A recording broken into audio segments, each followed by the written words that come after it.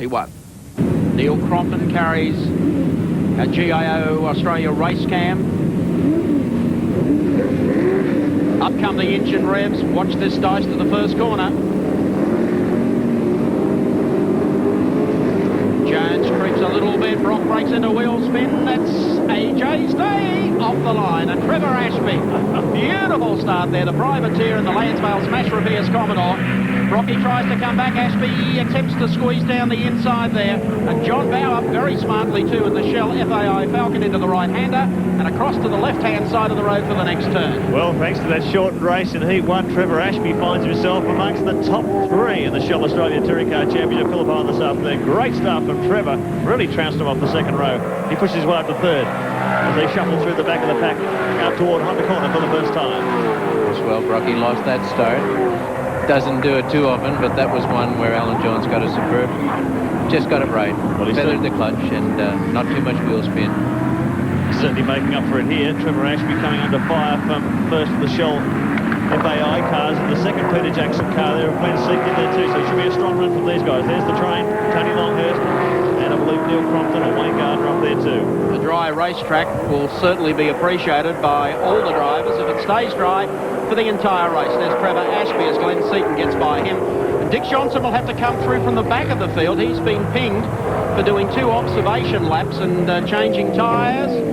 Here they come down the inside. Jones says, nah, I won't fall for that one. Yes, that was in the first heat, so the officials, as we understand it, have given Dick a fine and put him to the rear of the field for this one, for 2 observation laps and not 1.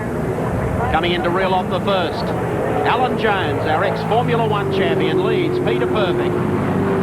Onto the front chute here at Phillip Island. John Bow is back in 3rd place, but Jones actually skedaddles away from them under the Dunlop Bridge and down into the right-hander. They are flying down here past. We're right here, the closest to the track that we get at most circuits. And the thunder from these V8s as they pass us in front of the main straight. This will be interesting. Glenn Seaton and John Bow. Not too much love lost between these two.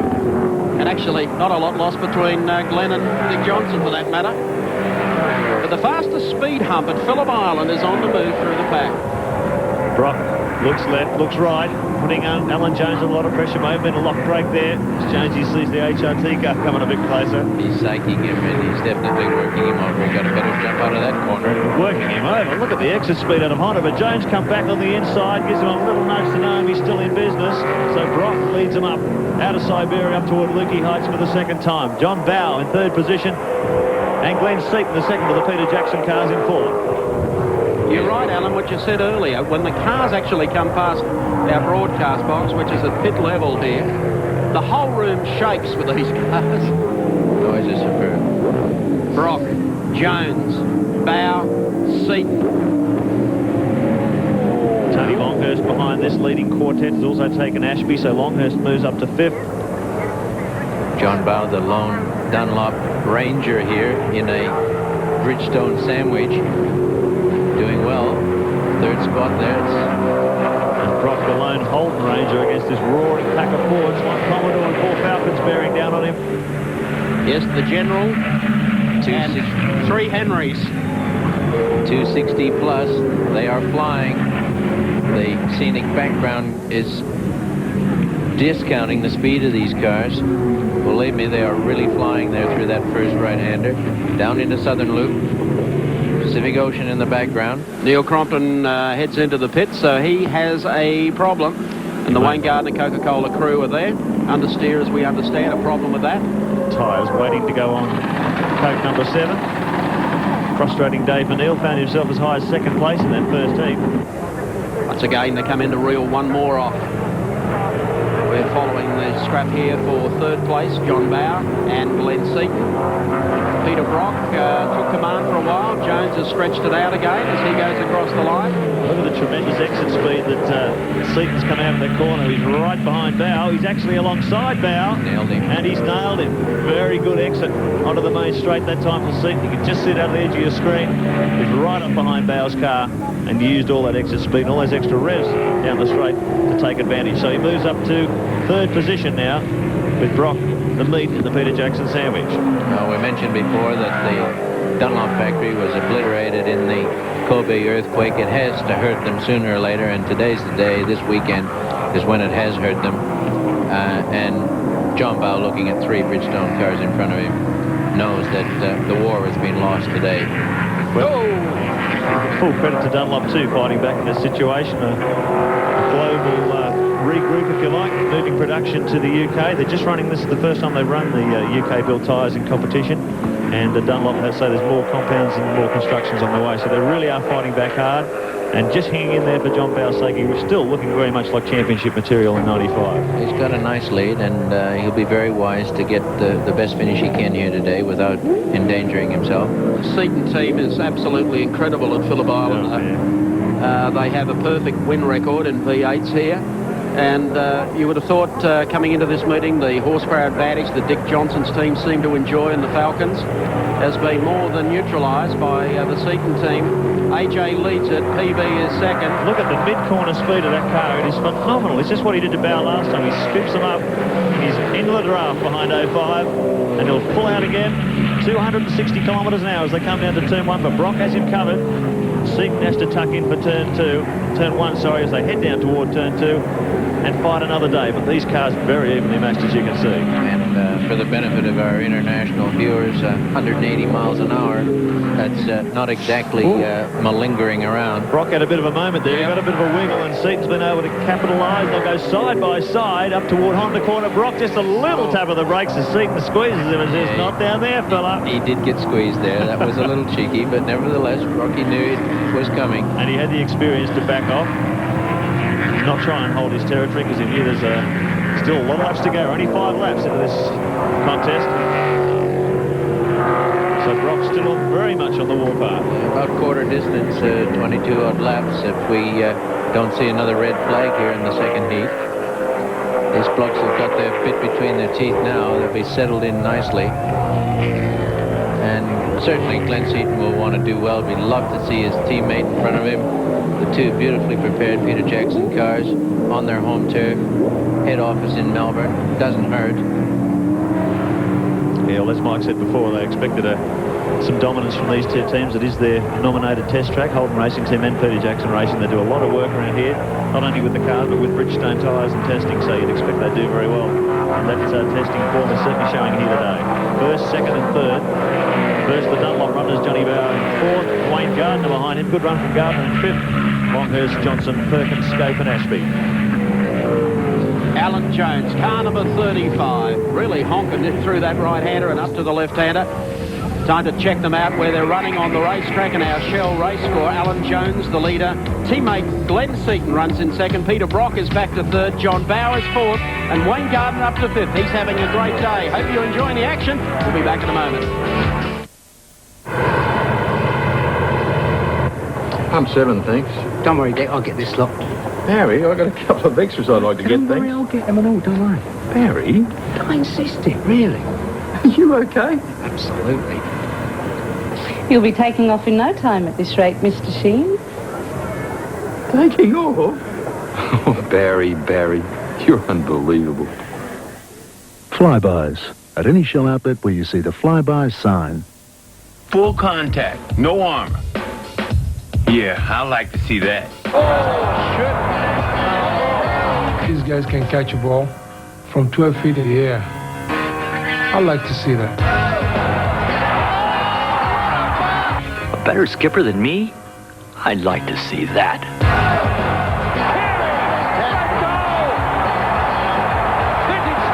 These guys can whack the ball a mile with their fists. Yeah, I'd like to see that. Big hunky guys getting dirty? Yeah, I'd like to see that. I've seen Australian rules. What rules? Ball control. With a ball that shape. I like to see that. Ball handling brilliant. And kick the river! That's unbelievable! Channel 7 is proud to be associated with the 1995 Sydney Royal Easter Show. Experience the breathtaking rides, amazing animals, dazzling displays and show bags galore. Plus, Channel 7 stars, including Home and Away's Melissa George and Today Tonight's Neil Mercer, will introduce Batman Live, the Caped Crusader versus his arch rivals, in a stage spectacular complete with laser light show. So grab the kids, get yourself a Channel 7 show bag and enjoy the Sydney Royal Easter Show on now. There are over 230 Bridgestone tyre centres across Australia. So, what's the number of the one nearest you? 131229. Hello, you're calling confidence with a capital C? No, B. Oh, sorry, B.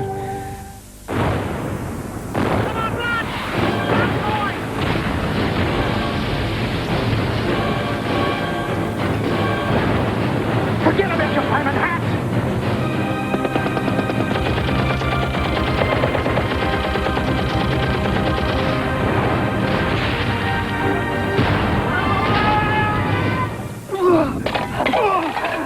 You blokes look like you could do with a beer. Sure could. You better make use of blue. A blue? He's got to go back and get his hat.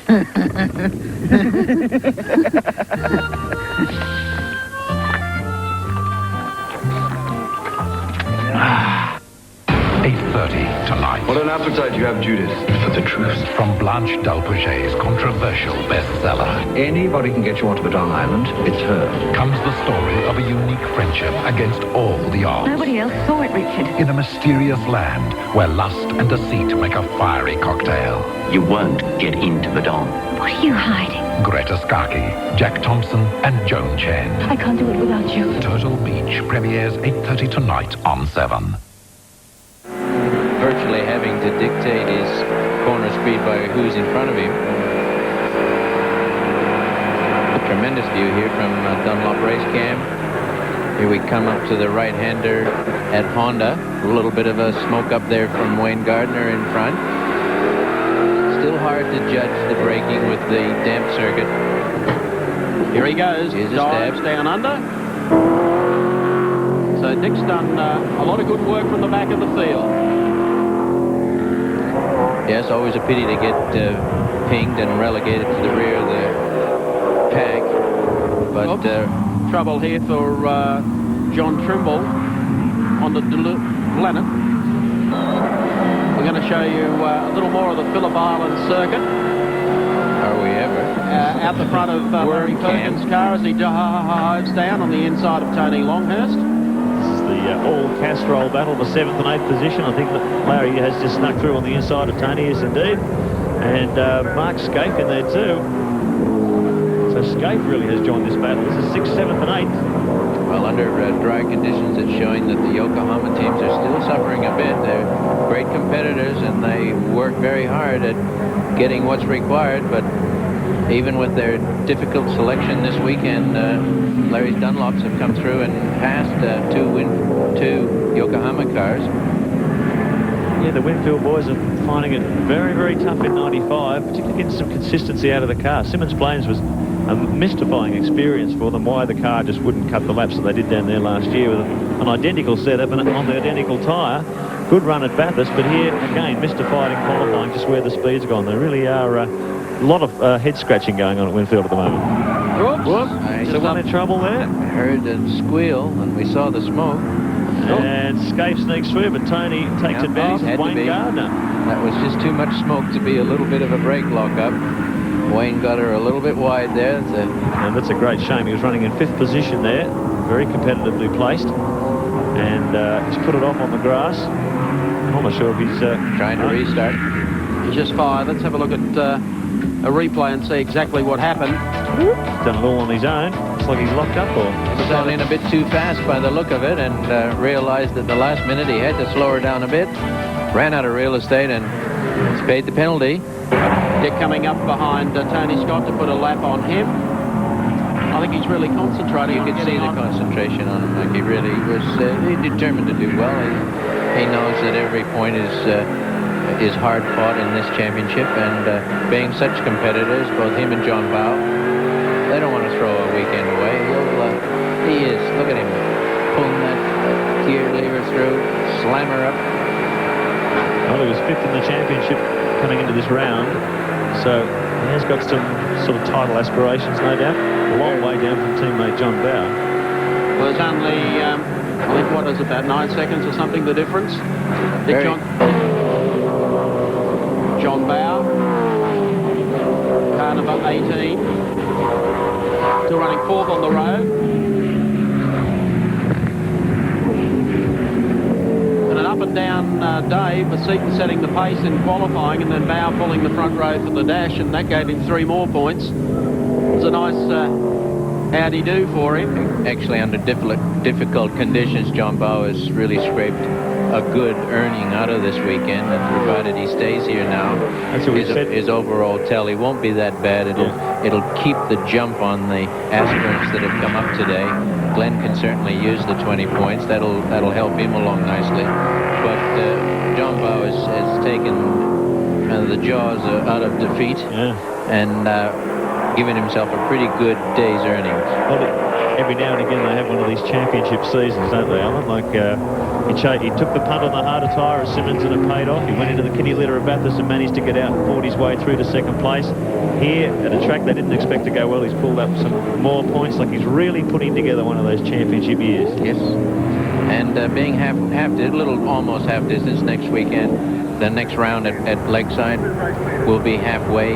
He's got a handy margin on his nearest competitor. Well, the gap was 104 points over Larry Perkins and 79 points when they came to the Phillip Island circuit this weekend. So this little points haul out on top of that, the difficulties Larry had with no score in the first heat and coming back into the top 10 in the second, that's a good position for JB. Also been following the progress after losing a cylinder this morning, Larry Perkins. How does this one sound, Larry? Oh, she's real good. No problems at all. I can't really know a thing though. Well, come on, pull your finger out. Well, I'm panting and puffing and I'm flat out. I'm sliding and I'm flipping, but I think he's getting away. Couldn't be. It's a FORD, isn't it? Oh, well, sometimes they're better. I'll record that. All right, I'll let you get on with this. This is fascinating. Thank you. No, you can't continue. You're right. I'll talk to you later. Righto. We were talking about concentration there earlier. Listen to Larry. He's puffing and he's coaxing it around. A lot of people think, oh, these guys are laid back. Look the way Dick Johnson lies back. Looks like he's in a chaise lounge. These fellows really are working their backsides off, and they come out at the end of the race with their head that feels like it's been through 15 sauna baths, just mentally exhausted. Paul Romano, car number 24, runs 9th in the field. Another one of the outstanding young privateers, the son of Bap Romano, top sports car racer and well known in Australian motorsport. There goes young Paul. He hasn't put a dent on the car. He's been in every round, and David Attard is only a spot back behind him in the Alcare car. There he goes. 2 youngsters with a very bright future. And you do see privateers come in. They only last sometimes for a couple of races and they're gone again. These guys are committed to running the series. Yeah. And haven't they been outstanding? They made a significant contribution to the championship this year. They really have. And David Attard with a bit of sports sedan background to give him a workover there, looking a little, speaking of workover, that bonnet's had a workover. Bit of damage there. But he's brought his L-car machine through very, very nicely, as Mike has said.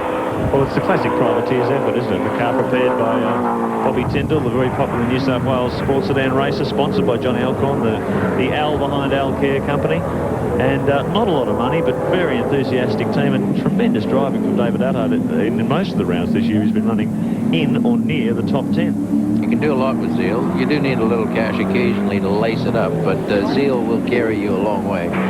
Still third on the road, Peter Brock, 05, chasing those 2 Peter Jackson Falcons. There's Brocky. Gap has just brought it down to just over 5 seconds, but he's cutting past the laps of the 2 cars in front of him, only by 3 or 4 tenths of a second. But maybe he went for this harder compound Bridgestone, the second set that he's using here. Maybe it's just showing an edge as the track temperature maybe goes up a fraction or the surface dries out. Probably what it has hurt him a bit. He's had the durability, but just being such a cold day hasn't given him an even break, and tires obviously not working at their very optimum, and whatever Glenn and Jonesy are on have just given them. He's not that far behind. They don't want to slip back further than that. They've only got 4 laps to go, but he might be getting a false sense of security there. Glenn and Alan Jones could be running just as fast as they need to, but this is the type of guy you don't want in your rearview mirror too clearly. You can see Rocky's really driving the wheels off this thing. He's using every inch of the track, cutting very clean, very fast laps as he tries to track down these 2 leading forwards. Lone Holden representative there, John Bow behind him from Johnson. So Brock running alone amongst the forwards at this stage. He's brought it down 4.32 seconds the gap the last time around. So Brock is on a very big charge here at lap 19 of a 22-lap race. Still got time, Alan? Well, depending on just how cozy the 2 in front are doing it, I suspect they are relatively under control. It don't appear to be nothing that seems to be bothering them. And I think if Peter was about 3 car lengths closer, he could be much more of a threat, but he's not in the slipstream now, so he's still got to work very hard to get any advantage there. And to get by 2 of them, he might get by 1 of them if he was on their back bumper car, although he's got the hardest one to get by. Well, the only difference, I believe, from practice is the Falcons are running the same hard compound tyre that Brock's running, only on the rear. They've got a softer front tyre, so maybe that's starting to cost them a little bit. We shall see. The time's still in the 37-second bracket. James has just ducked into the 36s, and Brock very, very quick here. He's taking 3 or 4 tenths out of them a lap. I think time may well beat him at this stage. Yes, lap 19 still. It's a tough call. So this will be completing 20 with 2 laps to go, and they come across the start-finish line this time around. Still gassing them up as they come down the straight here at Phillip Island. Seaton will sleep soundly tonight. Oh, they do sound strong. Well, these guys have really needed this points haul this week, Hinckley. Seaton, before they came to Phillip Island, had just 42 points and was 7th in the championship, a most unlikely position. His teammate Alan Jones back in 12th in the championship title chase. So very, very important day for Glenn here. This will bump them up, and certainly whatever developments they've achieved here, which are visible to anyone watching, they don't lose them. They can take this to Lakeside and hopefully be top contenders there, even though it is the Shell area backyard. Being able to test whatever circuit you've nominated as your test circuit is a tremendous advantage for any team. You've got to have it. The more the practice, the luckier you get. And these blokes have certainly worked hard here, and they've worked hard on their engines to just breach that gap that the Shell team had on them last round at Bathurst. They head to the top of the hill. These 2 are looking very comfortable.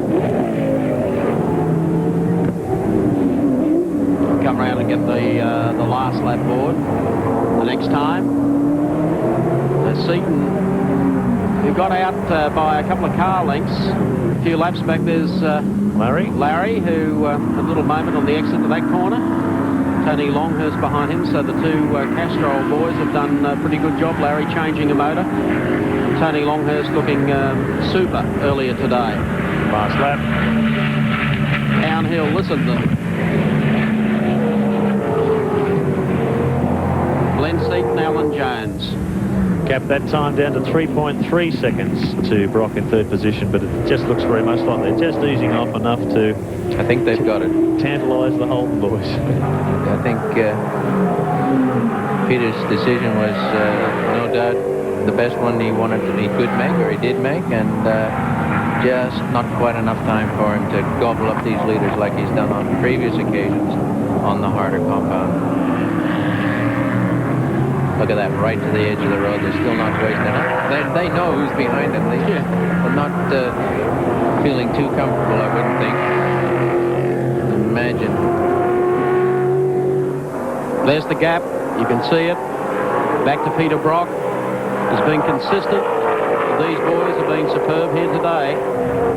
They will feel very pleased with their developments, mate, because really to translate this onto a Bathurst pattern, they'll be looking at their maps tonight for sure and saying, yes, that will work, that'll work, and that'll work. And just a nice morale booster for a team that hasn't had the best of runs in the first 3 rounds. We're coming up now to the final corner. And Glenn Seaton, the man who has been fastest at Phillip Island since practice started here on Friday. Alan Jones right behind them. They're coming in for a fast form finish for round 4 of the championship. It's Seaton. Second place to Alan Jones. So a 1-2 to the Peter Jackson team, and Peter Brock a very deserving 3rd place. Wow, that opens the scene up for Lakeside Raceway on Sunday, April 23. Should be quite a war up there. Let's check them out now on our race score, our Shell race score, as Glenn Seaton acknowledges the crowd.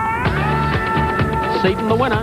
Alan Jones, his Peter Jackson teammate, finishes in 2nd. Peter Brock 3rd. John Bowe got up to 4th, and Dick Johnson from the back of the field up to 5th. Mark Skate finished in 6th. Larry Perkins, a good job, in 7th. Tony Longhurst, the second of the Castrol entries, in 8th. Wayne Gardner finished 9th, and the privateer Paul Romano rounds out your top 10.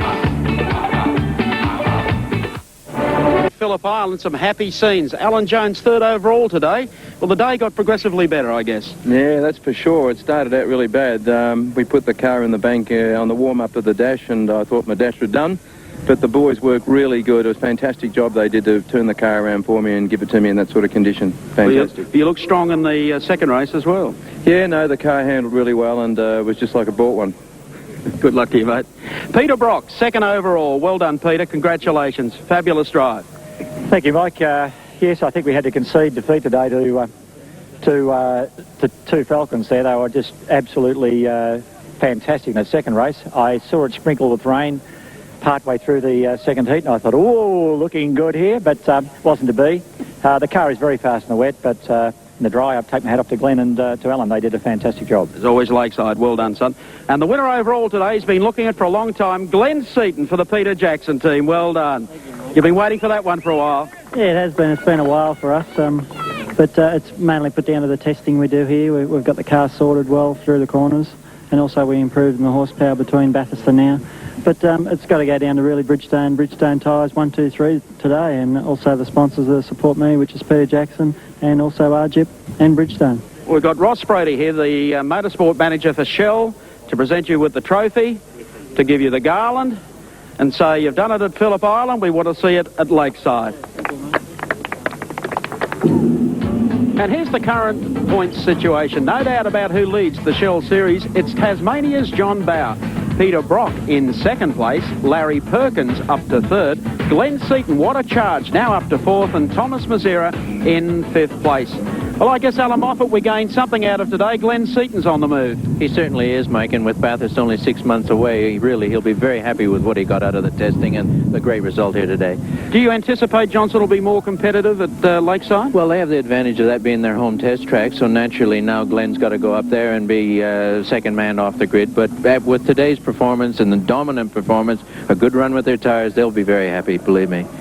We sincerely hope you enjoyed our coverage from Phillip Island, and don't forget, round number 5 of the championship comes up from Lakeside on Sunday, April 23. Till then, we suggest you drive carefully, and see you then.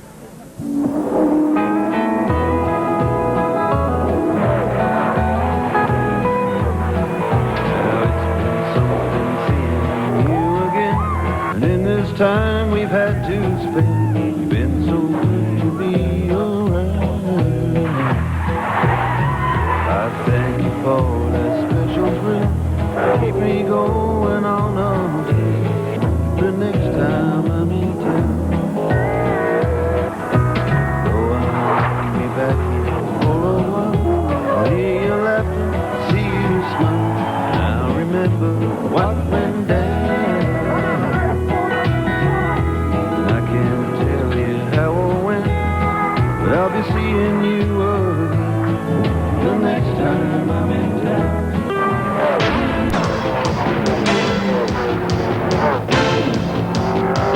After working the wide open spaces at some really big places, the Shell Super League V8s today take to the fastest short course in the nation.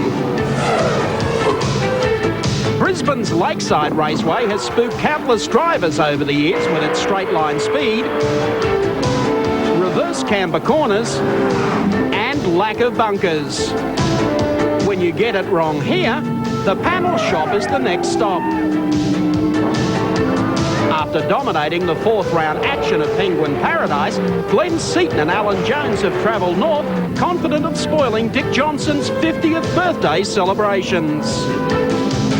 However, the Queensland sporting icon has a love affair going with the Lakeside layout and may prove too hot for his V8 rivals, including teammate John Bower, who continues to lead the Shell Series from Peter Brock, Larry Perkins, Glenn Seaton and Thomas Mazzera.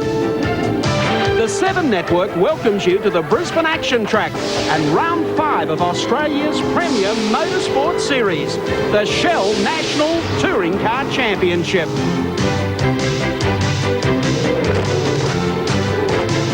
Proudly brought to you by Shell, Tui's and Mitre 10. Hello Australia and welcome to Lakeside International Raceway for 7 Sports coverage of the 5th round of the Shell Australian Touring Car Championship. I'm Gary Wilkinson, standing in for the top man, Mike Raymond, who unfortunately has been laid low by a virus, but he'll be tuning in to see the action, as Alan Moffat will all of the big V8 fans, and we've had 4 great rounds so far. Today promises even better.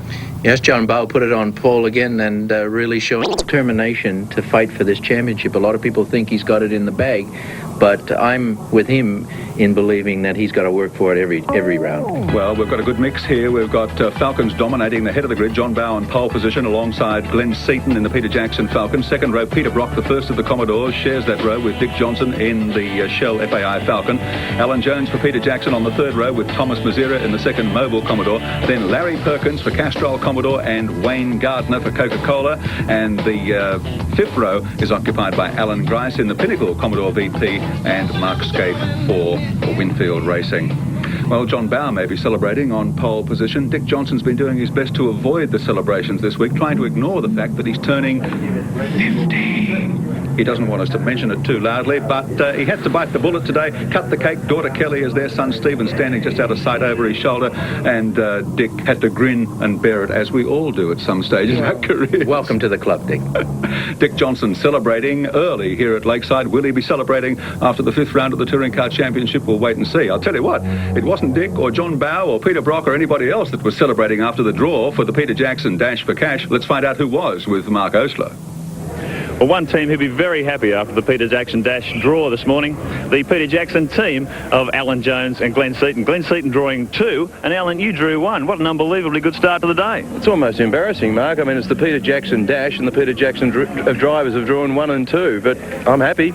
Should be an absorbing contest today. So many different tyres have been chosen, and the weather could play a part. Yeah, well, you're dead right. It could be a real lottery if that weather does change, because we're all on different tyre combinations, so it really will be a matter of the person who's got the best combination. Starting position very important here today, no doubt? Yeah, it's an extremely difficult circuit to pass on here, and so if you can get up the front to start with, you save yourself a lot of work. Alan Jones, best of luck. Thanks, Mark. The draw panned out this way. The Peter Jackson boys themselves have scooped the front row of the grid. Alan Jones and Glenn Seaton hold the premier positions, followed by the Shell Falcon team, Dick Johnson and John Bowe. Third row, Alan Grice and Mark Scaife, followed by Wayne Gardner and Larry Perkins. Then on row 5, Peter Brock and Thomas Mazzera. They are the top 10 for the Peter Jackson Dash for Cash.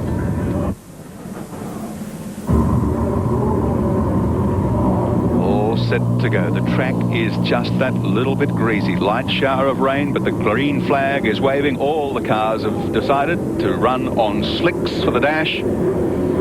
Jones left of screen, Seaton on the right, in behind them Johnson, Bowe, away they go. Johnson spinning the tail out. Who's going to get away best of the two? Looks like Seaton makes the big run for the first corner, and Glenn Seaton takes over from teammate Alan Jones, and the Shell cars slot in. Mark Scaife's made a good start into 4th spot, going through the corner at the bottom of the lake. Yeah, everybody away safely there. There was a lot of dampness on the track, as Gary said, but they got away with a nice clean start. Well, that's a bit of form reversal for Glenn Seaton, not normally known for his bright starts, but that was a terrific launch off second position to lead them through the first time around. They come under the bridge, down toward the bottom part of the circuit for the first time, running very closely here in this 4-lap contest. Coke car there, pushing through the pack. So there is Seaton in control. Alan Jones first, the Shell cars. Mark Scaife, a great start up to 4th position. They come over Hungry Corner and back toward the main straight for the first time. Everybody looking for a point or two. 3 points to the winner, and a point for every passing maneuver. As long as you stay in that position once you get by.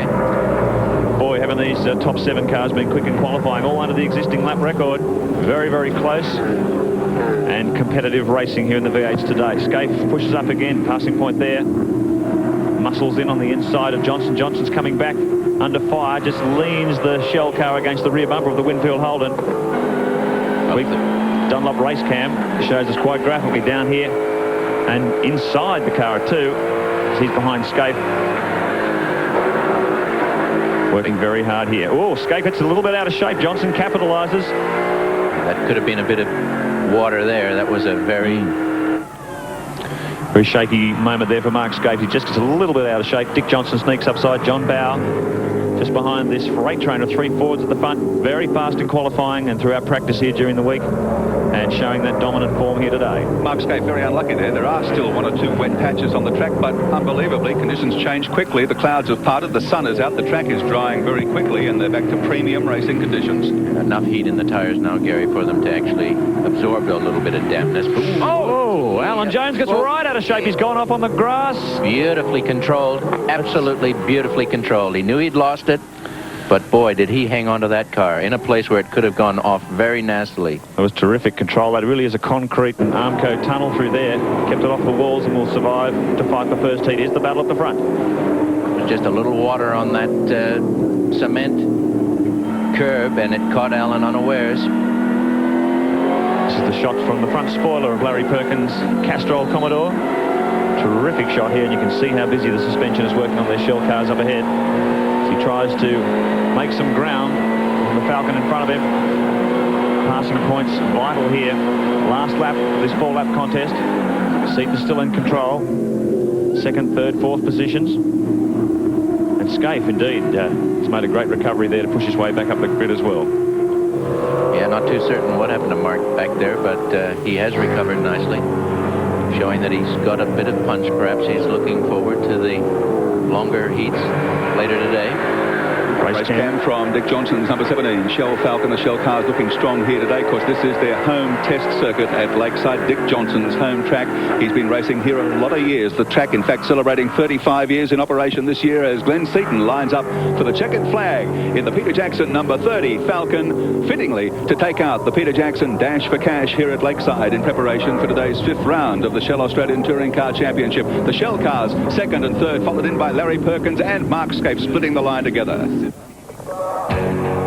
So let's check the positions officially on the Shell race score after the Peter Jackson Dash for Cash. Glenn Seaton takes the money. 2nd spot goes to John Bow, followed by Dick Johnson, the 2 Shell team cars finishing 2 and 3. Then Larry Perkins in the Castrol Commodore, and in 5th spot, Mark Scaife for Winfield Racing. This thing? Oh, hi, Bow. I just bought it. Oh, saw you coming, didn't they? Won my first Bathurst in one of these back in 81. Really, Dick?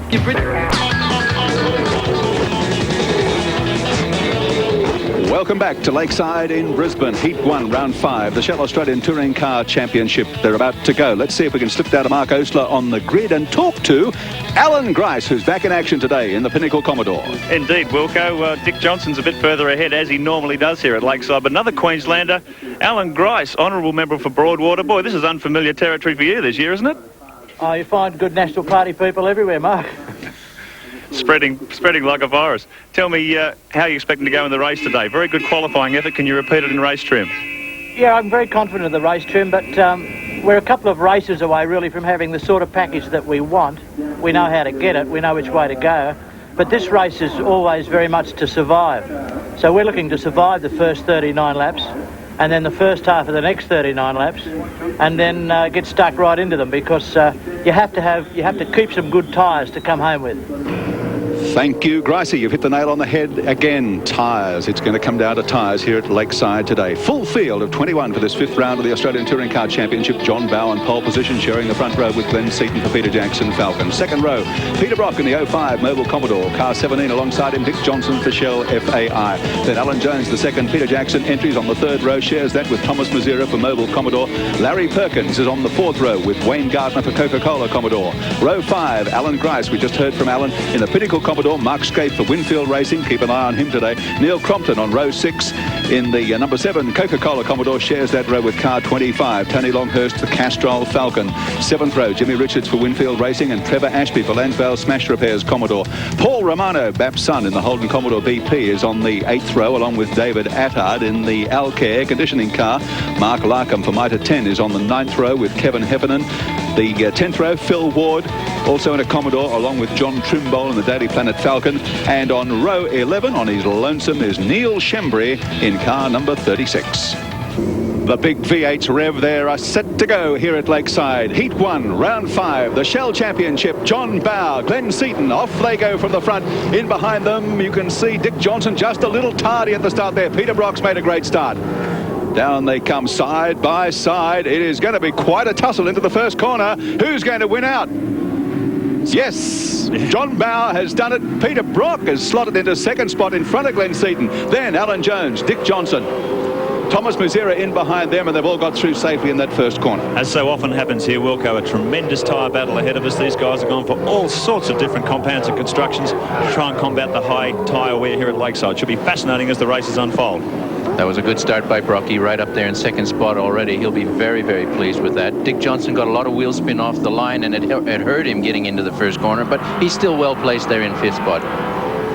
John Bow leads them through onto the main straight for the first time. Peter Brock close behind as they come across the start-finish line. There's Alan Grice, very competitive running, qualifying, 8th fastest man here, and set to do great progress through this race. They come across the start-finish line after one lap, and it's John Bow in control, ahead of Peter Brock.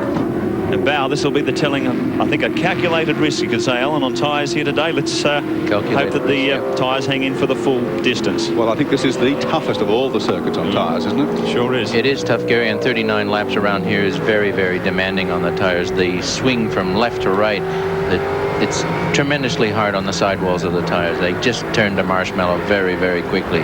But looking here from Dunlop Race Cam on board with Dick Johnson up to the top of the circuit. Oh, we've had 3 gone in over the top part of the track. That's just under the Dunlop Bridge. That's Heffernan in the Price Attack Commodore. Phil Ward, I think, in the Nokia car, and just sticking out there front there, David Attard in the Alcar entry as well. There may be even more cars involved. Yellow flags up, green flag saying okay from this boy's point of view.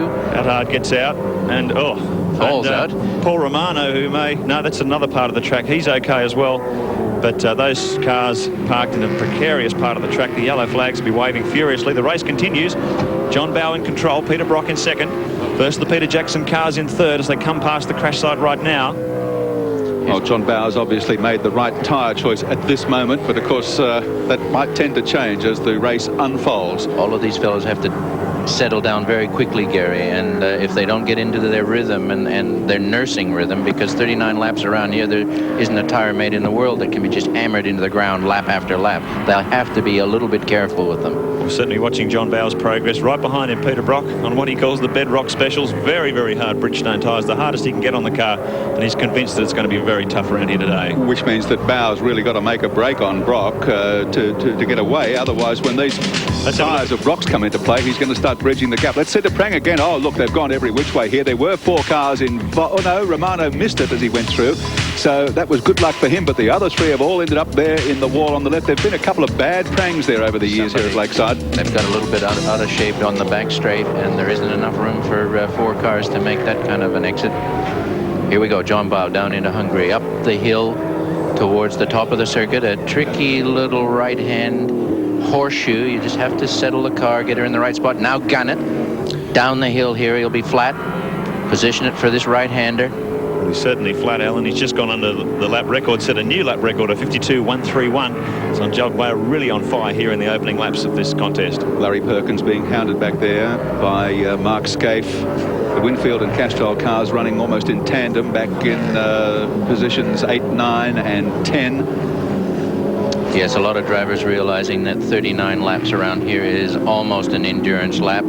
I would venture to say they'd rather do 33 laps around Bathurst as a gas segment.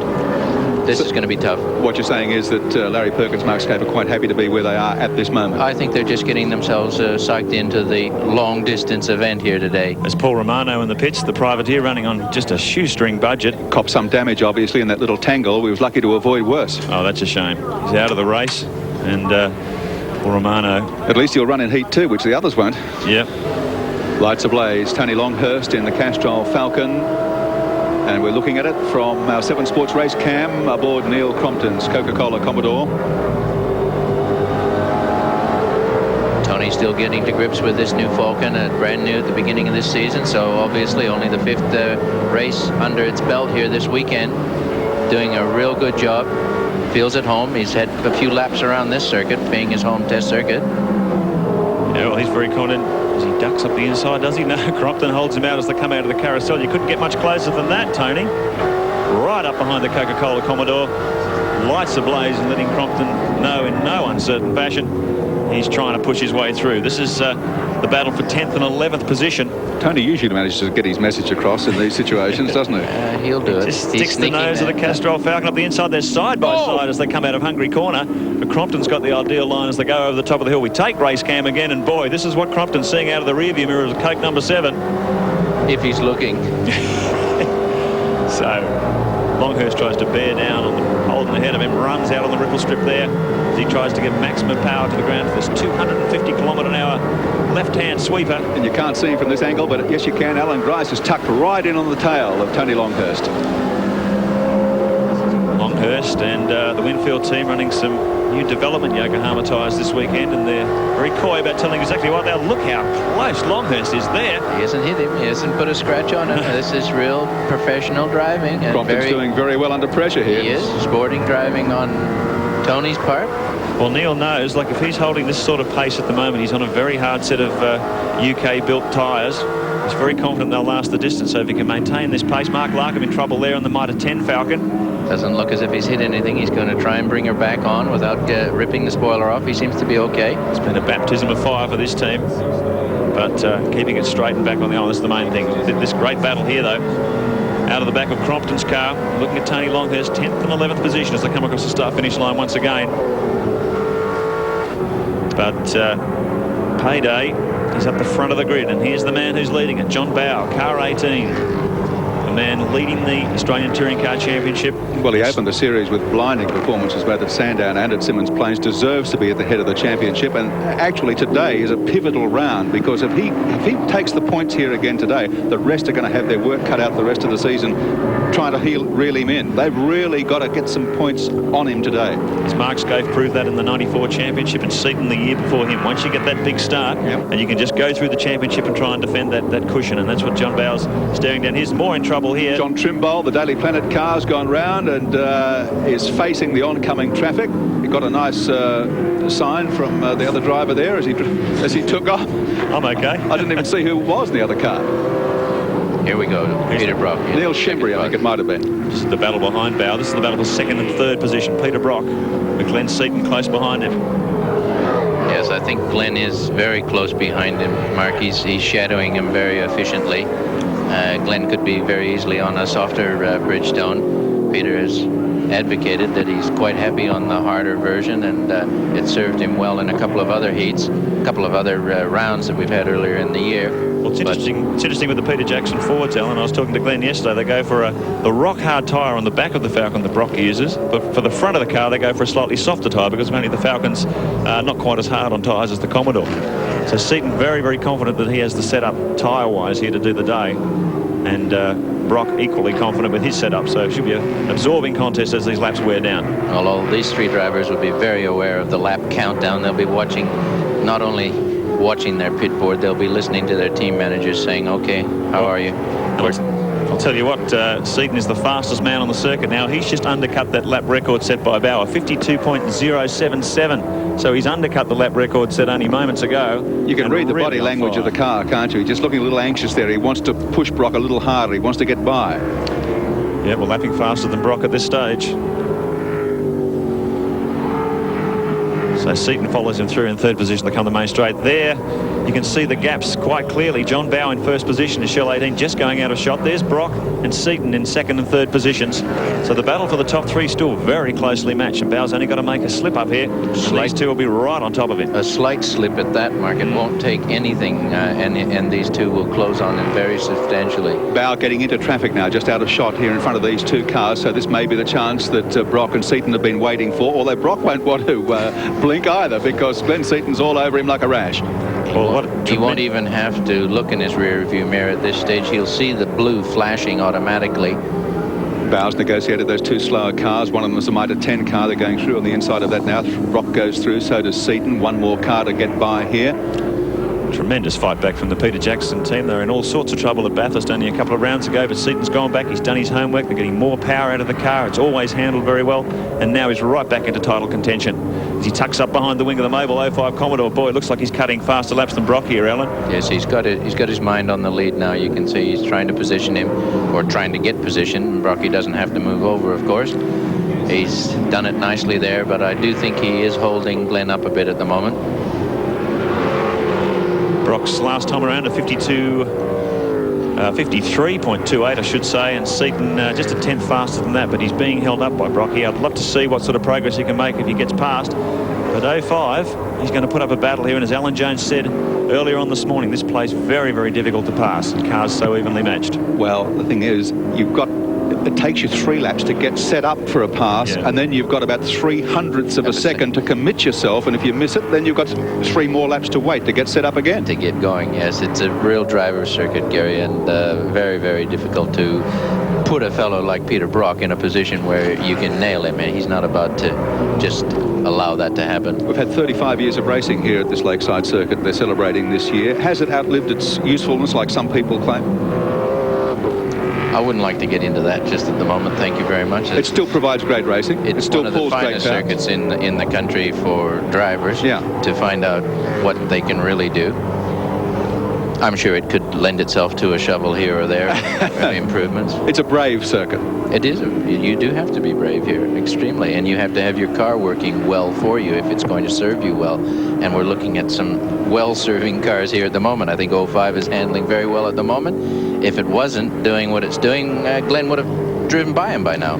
Holden Racing Team, no shortage of engine performance here too. Eric Gaynor now in charge of engine development at Holden Racing Team following the departure of Rob Benson. And you can hear the difference. Well, all the drivers, they really are enjoying the performance from the cars now, and they really are genuine contenders, the HRT cars now. They've been got him. Oh, no, he hasn't. Not yet. Had a look down the inside, got on the brakes, just enough to pull the nose clear of the 05 Commodore, but he knows this is going to be a very tough job here. Meanwhile, Bow is out ahead of him and opening up the gap to second and third. Yes, these fellows in there scrap because Peter is genuinely doing a little defensive driving, but certainly not antagonistically. Is giving Bow just a little chance. A bit of smoke there, I think, was just overrun on the engine, not tire smoke. And this is just the situation that Bow would want, isn't it, Alan? He's got second and third fighting amongst each other, and as you said, he's got to keep this car nice and straight, keep those nice, consistent, smooth laps happening, and he's opened the gap to 3 seconds now. That's right. The less pressure on him, the less defensive driving he's got to do, the longer those tyres are going to last him. Yes, he can nurse it through now. Well, I won't say now. Oh, John Bow, he did it in qualifying. Serve notice that he was going to be the man to beat today, and he holds premier position midway through this first heat. John Bow for Shell FAI Falcon, ahead of Peter Brock, Glenn Seaton, Alan Jones, and Dick Johnson, the top 5. Well, he tried, and he succeeded at last. Glenn Seaton has slipped by Peter Brock and takes over second spot behind John Bow here at Lakeside. And Brock battled as long and as hard as he could, but don't count him out yet. He has got the hard compound tyres, and it won't be surprised to see him right there again at the finish. The top 3 at the moment have dropped off Alan Jones just a little in 4th place. Dick Johnson also back there with Jones and Thomas Mazira. But this is where the action is at the front. Glenn Seaton, after hounding Brock for 5 or 6 laps, has managed to slip by, goes by John Trimble now, one of the slower back markers, and sets off in pursuit of John Bow. Great day here at Lakeside. The weather has clouded over, a couple of showers early, but it's fine and dry at the present time as we take Dunlop Race Cam with Dick Johnson, who is currently in 5th position and just biding his time, waiting for things to unfold in front of him. That's Thomas Mazira right behind him. going to say, Wilco, pretty difficult way to bide your time with Thomas Mazera coming bearing down behind him. Thomas driving his 2 or 3-year-old car this weekend. The new car he debuted at Phillip Island, which he ended up putting in the fence, is just being reassembled down in the workshops of Melbourne. So he's running the old girl once again at Lakeside, doing a fair job of it too. 6th position for Thomas, behind Johnson, Jones, Brock, Seaton, and of course our race leader Bow. Yeah, to do it in this car, it's very commendable. Well, there are never really too many old cars come out of a professional race team. The windscreen and the roof panel might be old, but I think there's some pretty fresh running gear there, and he's doing well. Alan Jones, who survived a little bit of a mishap in the Peter Jackson Dash for Cash, is out there mixing it and not far off the front runners in 5th position at the present time, after a terrific performance by both he and Glenn Seaton at the round at Phillip Island in atrocious conditions down there. All credit to them to be able to come through the way they did. A fine team, and cars always tremendously well presented. They look a treat, as all the lead cars do, I might add.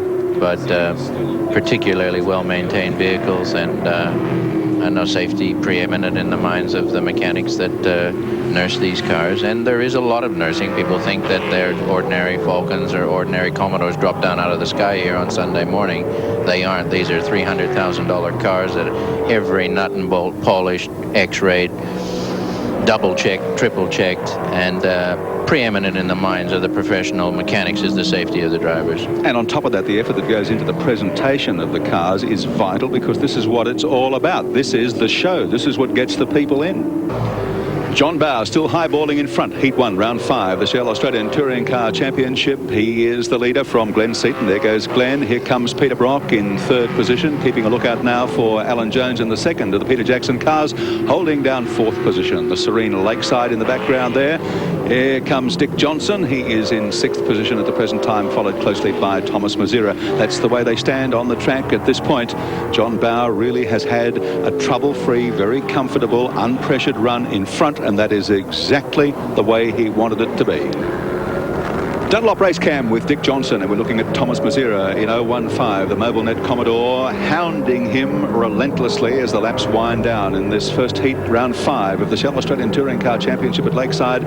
Johnson's teammate John Bow continues to lead, and lead comfortably at this stage from Glenn Seaton and Peter Brock, but we've got a real dogfight going on here. Yeah, Dick Johnson on the English-produced Dunlop tyres, just holding off Mazera there, and he's doing well. I mean, he's in the slipstream. He can fade off a bit there through the left-hand kink, not taking any chances there about getting unsettled, but closes again on Dick under brakes here for the right-hander in the carousel. But the Mobil 1 car going very well. Trevor Ashby in trouble there in the auto-colour Lansvale Smash Repairs car as he tries to get back onto the track. Oh, it's got some rough country to negotiate there, but just about, no, as he can become high-sided on the ripple strip on the corner of the track. Oh, there, that's a difficult situation. It's a bad place to be parked. It's almost a... Oh no, he's getting out of there. It's just on the approach, or the exit I should say, from Hungry Corner. Dick Johnson and Thomas Mazera drive by. Meanwhile, at the front, 5 seconds the gap between John Bow and Glenn Seaton. A further 3.4 seconds back to Brock. And another over 8 seconds back to Alan Jones. And a further 6 seconds back to this battle for 5th and 6th. Bumper cam with Larry Perkins. Come on. Did you get a cigarette paper down between those two there, Al? Not too sure. I don't think anything more. Very, very finely judged pressure driving from Larry Perkins there as he just moves up so close to the back of the Coke Commodore. This is the battle for 7th and 8th position. Still in the top 10 here. Perkins trying to sneak past Gardner. Good performance from Gardner here after a difficult start to the week. And look at this, there's a whole gaggle of cars. Mark Scaife in the Winfield Commodore and Tony Longhurst behind him. The 4 of them, bumper to bumper, as they come onto the main straight once again. Let's not forget the finishing position in this heat is where they start the next one, so they're all looking for the best possible finish here in this heat. It gives them a good slingshot on the grid for the next heat. Well, position in the top 10 is nothing to scoff at this level of competition. This is the battle of 7th, 8th, 9th and 10th. Alan Grice, who we spoke to just before the race, running in 11th position just behind this quartet. I'd be happy to say that this is some of the toughest touring car racing in the world, and anybody that think they could come from anywhere in the world and drop into this top 10 and eclipse them, I think would be dreaming. This is a very, very savage competition, and we've got a dozen cars that you're split by less than a second. It's quite incredible. We've seen him turn white at the knuckles and the gills before at Bathurst. Oh, no. Oh, dear, oh, dear. Who's the meat and the sandwich? Neil Shembry just cut across the road to give them room, but it's all been disconnected back behind them. Cars went everywhere there, and it's remarkable to be able to get through without any damage. There's a slight hesitation there. Larry Perkins exploited the situation, and he was right in there like a flash. So Wayne Gardner, previously in 7th position, now moves back to 10th in one fell swoop. Larry Perkins, as Alan said, capitalised on that situation brilliantly. Mark Scaife pushed his way up to Tony Longhurst. Gardner left out to dry, so he gets shuffled back to 10th position. Here we got Larry Perkins on Castrol race cam coming down the main straight. Look at the battle behind him too. Alan Longhurst pushes up side by side. He ducks back just as they come through the sweeper there. In behind Scaife. Terrific battle here between Longhurst and Scaife. Yeah, saw Mark get a little bit wide when he came onto the straight, and I think Tony had revs up and was able to really just get that couple of meters on him, but good acceleration there on the Winfield car as he comes back now onto this flowing back straight. Here we go. John Bowe still holding Glenn Seaton off, but boy, can he do it? Well, you don't need the stopwatches anymore, Alan. It's under 1 second. Seaton closing right in on the bumper of Shell 18 here. Lap times last time around again. He's taken the second off Bowe's times. It looks like his tyres are fading just at the critical moment. Seaton right on the bumper of the car. He's really taking enormous amounts of real estate out of his lead. He's right on him here as they come out of Hungary Corner down toward the straight. Could Seaton take it on the final lap? He wants to be right on his bumper bar here because he'll be thinking about nailing him on the straight if he can, where John will have to be careful is through the left-hander onto the kink, or the left-hander through the kink. And Seaton might just have enough momentum. It's looking possible. 1 lap to go. Bowe has led from the outset. Can he stall Glenn Seaton just for that next 50 seconds? Less than that, 40 seconds to the finish line. Again, last time around, Seaton was a whole 1 second a lap faster than Bowe. So Bowe is fading. Can he hold on with this concerted attack from Glenn Seaton in the final lap? You can see the car gets a little twitchy, a little bit out of shape. John's driving right on the ragged edge here as Seaton zeroes in behind him. They'll have a look down the inside as they come into Hungary. Watch this. But Bowe, very good defensive driving. He covers his tracks effectively. Seaton is going to run out of options here unless Bowe makes a mistake. Seaton all over the back of Bowe as they come through the final 2 corners of this opening 39-lap contest. Seaton doesn't have an option here, does he, Al? No, 1 more to go, and he's wobbling a bit, John. You can see the rear of the car. They're just having a little wobble. Glenn's very close. I don't think he's got enough room to actually pull out. Oh, checkered flag for John Bowe. Tremendous win from JB under enormous pressure down the final laps. Peter Brock will come across for 3rd position, and it's daylight back to local hero Johnson and Thomas Mazira in 5th position. What a tremendous contest. Well, that is what it is all about. Some smart decision making before the start, some unbelievable driving as the cars go over the finish line, and here we see the battle for 4th and 5th. They haven't finished yet. About to, though, as Dick Johnson just manages to stall off Thomas Mazira. They've been racing like that for the last 20 laps, and they finish that way, nose to tail across the line, and that has been a great contest, several great contests within the one race there for this first heat of round 5 of the Shell Australian Touring Car Championship. Let's check them officially on the Shell race score. There is no doubt about the winner. John Bowe holding on to beat Glenn Seaton in the first heat of this 5th round of the championship. Peter Brock finished 3rd. Dick Johnson in 4th position. Thomas Mazira in the 2nd mobile car in 5th spot. Then Larry Perkins. Mark Scaife in 7th. Tony Longhurst, good job to finish 8th. Alan Grice got shuffled back, came back in the pack to finish 9th. And Neil Crompton rounding out the top 10. Blimey, Dick, what's this thing? Oh, hi, Bowe. I just bought it. Oh, saw you coming, didn't they? Crowd in here for the 5th round of the Shell Australian Touring Car Championship. 17,326 people through the gate here today, and why not, Alan Moffat? They have had thrills aplenty in the first heat. Yes, and they've seen 4 great races coming to them on the screen, ready, prompting them for the big fight here today, and it has been a fight so far, and I think it's going to be another 39 scrap.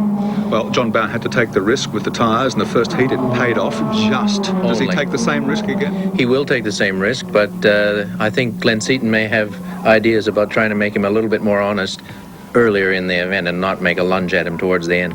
Well, Glenn Seaton, of course, got tied up in a dice with Peter Brock and allowed Bow to get away in the opening heat, but boy, was he closing and was right on Bow's heat as they flashed to the line at the finish. Going to be interesting to see how things pan out in Heat 2. And Mark Osler is on the grid at the moment with Glenn Seaton. Well, Gary, I'm sure the only thing on Glenn Seaton's mind at the moment is winning the start. Glenn, you almost wore him down in that first heat, but obviously Bow very good at holding him out over those final few laps. The start will be critical, I guess? Yeah, start is very critical around here because there's not a lot of room to make passes around here. And I got a good start before, but it was John got a good start as well and held me out enough at the first corner. But naturally, that's the very important part, is to get the start. The way John's car faded over those final few laps, you must have thought you had him there. Well, it was actually, I called up to the pits when I caught him pretty quick, and I called up the pits and said, how long to go? And they said, it's the last lap. So I was a little bit disappointed there because even if we had one more lap or maybe two, it would have been very interesting. So if you can win the start this time, do you think you got the superior race package out there? The two cars just look so evenly matched in that first heat. Well, it's hard to say. We're just really that's my plan, to try and get out in front and hold the lead, which, like I said before, it's very important to get that. And like you say, it is very even, but John's tyres did go away fairly badly in the end and ours didn't, so that's one good consolation we got up our sleeve. Glenn Seaton, best of luck. And Gary, I'm sure you'd agree, Glenn Seaton, a man with a mission here this afternoon. Glenn Seaton for Peter Jackson, looking for a magic moment in the second heat of the Touring Car Championship today at Lakeside. And you too, if you follow the course of our Touring Car Championship coverage on 7 Sport, could have a magic moment of your own. If you're a touring car fan, keep watching the Shell Series telecast for our Mitre 10 Magic Moments competition. Each round will nominate a magic moment, and on Grand Final Day at Oran Park on August the 6th, you'll have the chance to call in on a 0055 number and win one of these Mitre 10 sheds, packed with $5,000 worth of product. Here's our selections so far. Magic moment number 1 is from Sandown. John Bow pressuring Larry Perkins into a spin, a lap from victory. Moment number 2 was in Symonds Plains. Peter Brock wore down JB to win Heat 2 on his 50th birthday. Number 3 is from Bathurst. Dick Johnson's rear wing snapping, sending the Queenslander into a spin and out of contention. Number 4's from Phillip Island. It's Tony Longhurst's breathtaking charge through the field in extreme conditions. Starting from position 9, he weaved to the lead in the opening heat. The only thing that could stop him, Mother Nature. More Mitre 10 magic moments in our next telecast from Winton on May 21. Mitre 10 for handymen, but all the handymen behind the wheel of the big V8 are right here at Lakeside, and they're on the grid and getting ready for a start in Heat 2, Round 5, the Shell Australian Touring Car Championship, when we return after this break.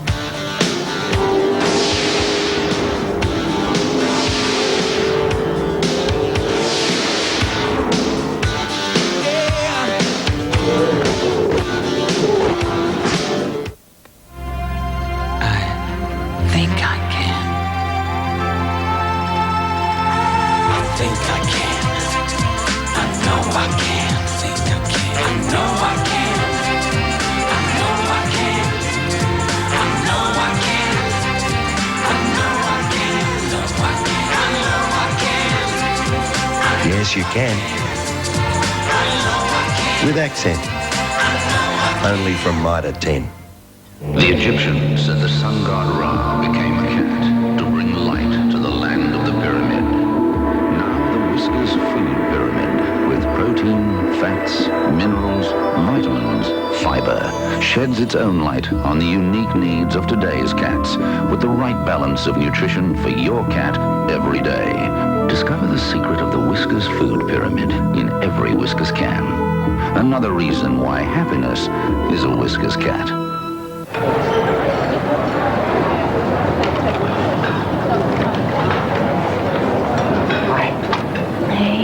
Sorry, hon. I thought I'd be here before you. Had a good chat with the bank, though. Sorted it out. So? Are you okay? Okay.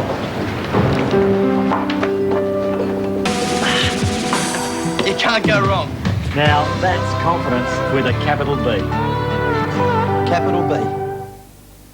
Raceway, it's the moment of truth. Heat 2, round 5 of the Shell Australian Touring Car Championship, and can John Bowe do it again as he did in Heat 1? Jumped off pole position, led throughout, just hung on to beat Glenn Seaton. That's the way they start again from the front row of the grid. Peter Brock, Dick Johnson share second row of the grid. On row 3, Thomas Mazera for Mobile Commodore, Larry Perkins for Castrol, followed by Mark Scaife and Tony Longhurst sharing row 4.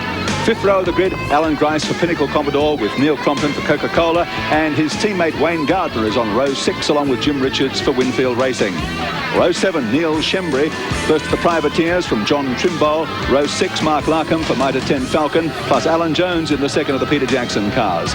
Row 9, Trevor Ashby for Lansvale Smash Repairs, Ian Palmer in a Holden Commodore 2, David Attard on the 10th row with Phil Ward, and on row number 11, Kevin Heffernan and Paul Romano. John Bowe jumped away and led them right throughout the first heat, but Glenn Seaton was the man that was hard on his hammer as they finished. What is the scenario going to be here? The start all important. Bowe left his screen. Seaton tucked in behind him. You can see Dick Johnson, the second Shell car. There's Peter Brock. Away they go. Seaton's got a good run. Can Bowe get up there? No, he can't. Seaton has won the jump. This is critical. Well, he certainly wanted to win the start, Gary, and he's done it, delivered on that first corner through. So Seaton, as you say, could be the crucial stage in the race, that start, if he can hold out Bowe. So Bowe now shuffled back to second place. Brock up to third. Johnson up to fourth. Perkins and Mazera, and the first of the Winfield cars. I think Mark Scaife there. So terrific start from the VH as they come across the back of the circuit down toward Hungry Corner for the first of 39 times. Yeah, the last thing John Bowe wants at the moment is to have to really hurt his car, to force it worse than he would like to in an attempt to stay with Glenn Seaton. But Glenn, a beautiful start there. Can't take that away from him. That was a ripper. And leading this field here in the second heat. John Bowe leads the Shell Series for 1995 after 4 rounds. Look at... Oh, gosh. He was hung out wide there just a moment, Glenn Seaton, but had the power to outlast Bowe in the corner. Bowe under threat now from Peter Brock. Yeah, well, that would have mucked up his corner exit speed there, backing off for Seaton, and Bowe has taken advantage. He pushes by the outside of the 250k sweeper down inside John Bowe, so Brocky up to second, Bowe back to third. Teammate Johnson in fourth, Perkins in fifth, and Mazera in sixth. Plenty of cut and thrust in this opening lap. Pressure really told on John Bowe there. He's not looking happy, Gary. Slow off the start, then a slight mistake there, and he shuffled back to third place. Well, I'm sure he's aware of the pressure of not getting involved in this racing back front. He had a dream run at the front of the field, get nice, quick, consistent laps, and was just able to make the tyres last. But if he gets involved with a torrid dice here with Brock or even his teammate, it could increase the wear rates on his tyres. So it should be fascinating to see Bowe's progress from here. Well, he's in a position now where he hasn't got any choice in the matter. He's got to work to catch the two in front. He's got to work to fight off the people coming from behind. Yeah, he's actually quite a long way away too, relatively, for the job he's got in hand. Well, he did very well on the dash this morning. He picked up some maximum points in Heat 1, so maybe he'll... discretion is the better part of the ballot here as far as his championship chase is concerned, and settle for third. But knowing John Bowe, that will not be in the equation. He could have been just wanting to absolutely nurse the heat into these tires and just get them up to operating temperature nicely without causing any extra strain on them. And he may come back at these fellas in front again. Glenn Seaton must have been doing some work on his starts. He's a notoriously poor starter in touring car racing, but today he won the start in the dash and he won the start in the critical second heat. So Seaton really is on the money as he fights back in this critical part of the championship, halfway for the 1995 title. You know, that Mobile Commodore isn't looking too shabby there in second spot either. It's floating along very nicely, and I shouldn't use the term floaties.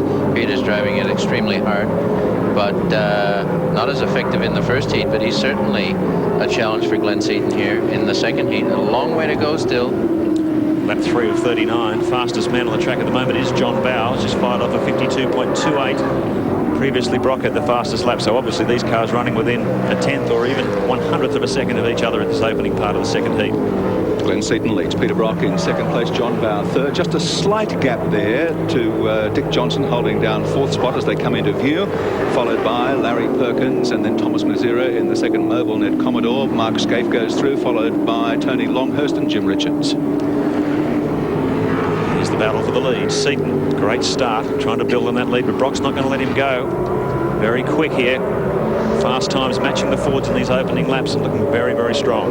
John Bell back in the picture now. Here we go. The better grow car. Chambry's having a little difficulty. Doesn't do every round of the championship, but has done well here as a privateer today, but obviously not at this point of the day. I'm going to say John Bow, I think, just took his time to settle into this race. He may have had a case of nerves. Obviously, a lot resting on it. He wants to win his inaugural Australian Touring Car Championship. And as such, the pressures to do everything just right are a real strain on any driver. Long wait between the two heats. It's not as if he just can jump out of that first race and get back in it. But he's now starting to pressurize Brocky. And I think he's in the groove now. He's where he likes to be. He's in the office.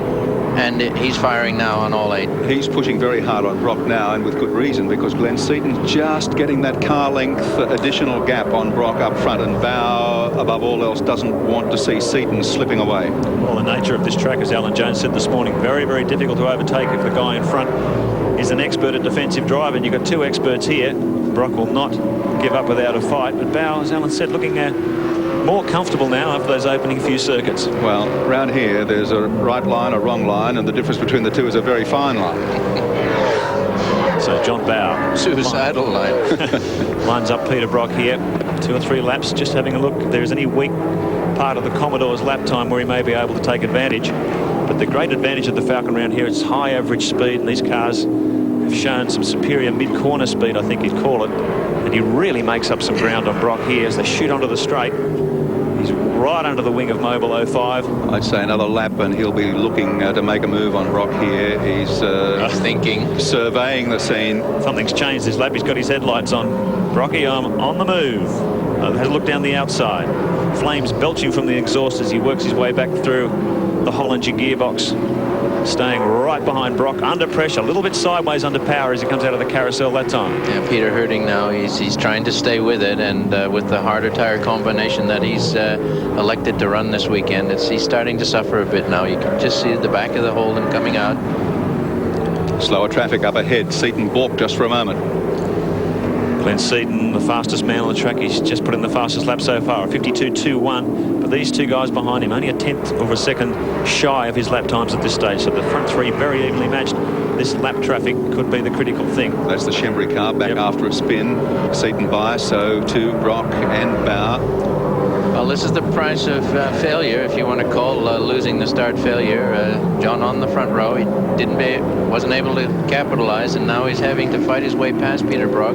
Just doing everything within reason. And they must have the temperatures under control with the Shell FAI V8 engines, Alan. He hasn't ducked out of his draft 1 for the last 3 or 4 laps. Oh, there's a big fire here. It looks like Alan Jones. Boy, that one's going. They better get a fire truck down there faster. That's going to be 1 car down the drain. There's a big barbecue on here. Jones is out of the car, but you can see flames. This car is going to be engulfed in fire very, very quickly. This is going to be a write-off in about another 3 seconds. Jones, no onboard fire extinguisher system in these cars, and there is absolutely nothing he can do about it. Where's the fire truck? There's nobody in sight to come to the assistance, so this is... Here we are. Well, that's pretty good, but... there's going to be a lot of damage. Fast. Yeah, a lot of damage under the bonnet of that car. It's probably gone through to the interior as well, and they're having a lot of trouble getting under control. Volatile fuel or oil mix, just spraying the foam on it. And boy, they're going to have to get in there quickly because that thing will take hold. It's got a bite underneath the car. Oh, John Bow through. Meanwhile, just as Alan Jones' car erupts into flames, a big change here at the front. Bow pushes his way through. And that lap when we cut away to that action. So Brock now back to 3rd position, and he'll be trying very, very hard to hang on to the back of Bow as he in turn goes in pursuit of Glenn Seaton in 1st place. And he's got some work to do, because whilst this dice has been going on, Seaton has got a nice little cushion up front. Yes, he's had enough just to go, but I think John Bow is really determined with the knowledge of how hard he drove it in the first heat. He knows what he can do to these tires, and it appears as if he's prepared to go after Seaton. Glenn, of course, will be worried about what happened to Alan's car. 2 cars coming out of the same shop. He'll wonder, boy, have I got the same problem? Look at this. Just as you're talking, Alan, Brock, I don't know what happened there. Bow moved right over to the outside of the track. And Brock gave him a wave. He just drove past him without a fuss. So I don't know what's going on there. John Bow may be in trouble. It's almost as though he waved Brocky through. You don't have to give Peter Brock an invitation to fill a gap. Very unusual move there from John Bow, having wrested 2nd place from Brock. There's Jones' car. The fire. There's the aftermath of the fire in Alan Jones' Peter Jackson Falcon. What a mess. Well, they got there just in time. Another few seconds, and that would have really been a nasty one. So Bow, unusual move there on the main straight last time around, but now coming back. He's making hard work for himself, isn't he? Yeah, I really don't understand what's happening here. Brock coming under fire again from Bow. So providing great racing, let's put it that way. It certainly is. All this time, Seaton building a lead. It was 1.5 seconds last time around. He's probably opened that gap a little bit more. Bow very, very deep under brakes as he gets right under the wing of Brock's car as they come into the carousel once again. Headlights ablaze, and he will not ease off on this pressure. Terrific pressure driving from Bow. Johnson, his teammate, in fourth position. Perkins in fifth. Mazira in sixth. Scaife, Longhurst and Gardner. And Grice in 10th position. That's the top 10 at Lakeside. Well, here's Mobile One holding him off. And you can see he's using every ounce of road, isn't he, Alan? He's bouncing it off the ripple strips. He's protecting his position, and here's John Happ. Careful, mate. Very, very close here. Bow will try and capitalise as they come through this very quick right-hander onto the main straight, building up to 250 kilometres an hour plus. And some lap traffic coming up, so it's about to get interesting here. This could slow Peter's approach to the carousel, and it might give John a bit of a shuffleboard effect here. Well, he's got the lap traffic coming up ahead. This could be the opportunity he's been looking for, and Brock gets balked by just 1 second. See, Bow tries to go for the option on the outside, but finds a lap car there. Ducks back in behind Brock for the run through the lap traffic. We've got another one, John Trimble here. Hopefully we'll move over, give them some racing room. Brock, tremendous pressure driving here from John Bow. See how hard they're working those cars through that dip, Alan. The inside wheel almost 6 or 7 inches in the air. They are. But two beautifully prepared cars, and seasoned campaigners. They know what they're doing. Lap 11 of 39. Long way to go in Heat 2 at Lakeside this afternoon. Brock withholding the pressure. Unbelievably sustained high-pressure driving from both these guys. And here's Bow, pulls out for another look. No chance there, but he'll try again under brakes as they get down here to the bottom at the carousel. And Glenn Seaton, too, taking advantage. He's got the lead up to 4.3 seconds. This is just the scenario he would have wanted to try and peg back the points lead of John Bow. Don't let's forget Dick Johnson too. He's not quite on the tail of these two, and as we take Dunlop race cam from Dick Johnson's car, that's just how far adrift he is of the battle for second and third positions, and he's maintained station there pretty much, and neither of these two up front will want to pause for breath because he'll be all over them. Well, the weather conditions may have changed to his favour this afternoon. He's on a harder set of tyres than his teammate, and he's certainly hanging in there quite well. His lap times are within a tenth of a second of Bow and Brock, so maybe Johnson will come more into the equation as this race unfolds. Currently in a close fourth position, Larry Perkins behind him, Thomas Mazira, Mark Scaife and Tony Longhurst. Well, after the early shower in the Dash for Cash, weather conditions couldn't have worked out better for these guys today. It's not hot, quite mild conditions, overcast, track not too hot, and this is the best they could possibly ask for. So Brock and Bow maintaining the pressure, grinding Brock. Every opportunity he gets, he sneaks the nose of the Shell 18 Falcon up the inside. Maximum pressure driving here. Two very experienced campaigners. Peter Brock driving better in 95 than I think I've ever seen him drive. A real championship contender in 95. This is an enthralling battle, and not only are these two going at it hammer and tong, I do believe they've just opened up that gap a little further on Dick Johnson rather than him closing on them, which is quite remarkable under the circumstances. There's Glenn Seaton just disappearing out of picture. There he is. John Bow has a look up the inside, but Brock moves over to cover his territory. It's a dicey place to be thinking about passing. It's hard enough to get by there on your own, but John's got the double problem of having to look after his own business and make sure that he tries to make sure that Brock is looking after his health. I'm sure he'd be aware, Alan, as the tyres progressively lose their effectiveness over the distance of the race, the opportunities for a late braking manoeuvre become less and less. Just don't have the control of your car that you did earlier. So Peter Brock still in command of second place, but John Bow trying to fight back in this championship. Let's check them out in the Shell race score at this stage of the race. Glenn Seaton, a handsome lead there over 05 Peter Brock. In third, car 18 John Bow right behind him. Fourth, 17 Dick Johnson. And in fifth, Larry Perkins in the Castrol Commodore.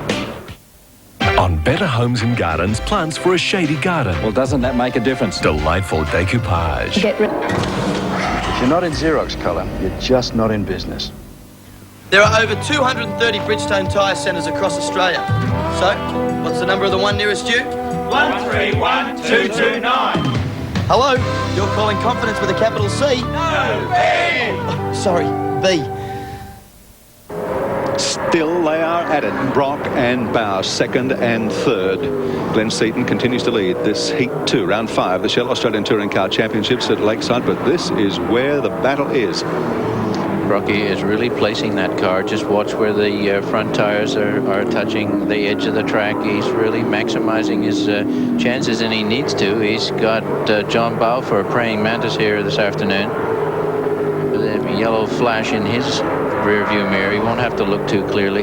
In behind the top trio, Dick Johnson continues to hold down 4th spot, then Larry Perkins in the Castrol Commodore and Thomas Mazira in the second of the Mobile Net Commodores.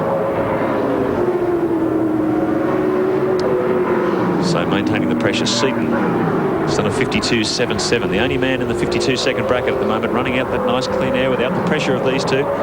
These guys slipping back into the low 53-second bracket. The gap out to 4.7 seconds. Seaton over Brock at the moment.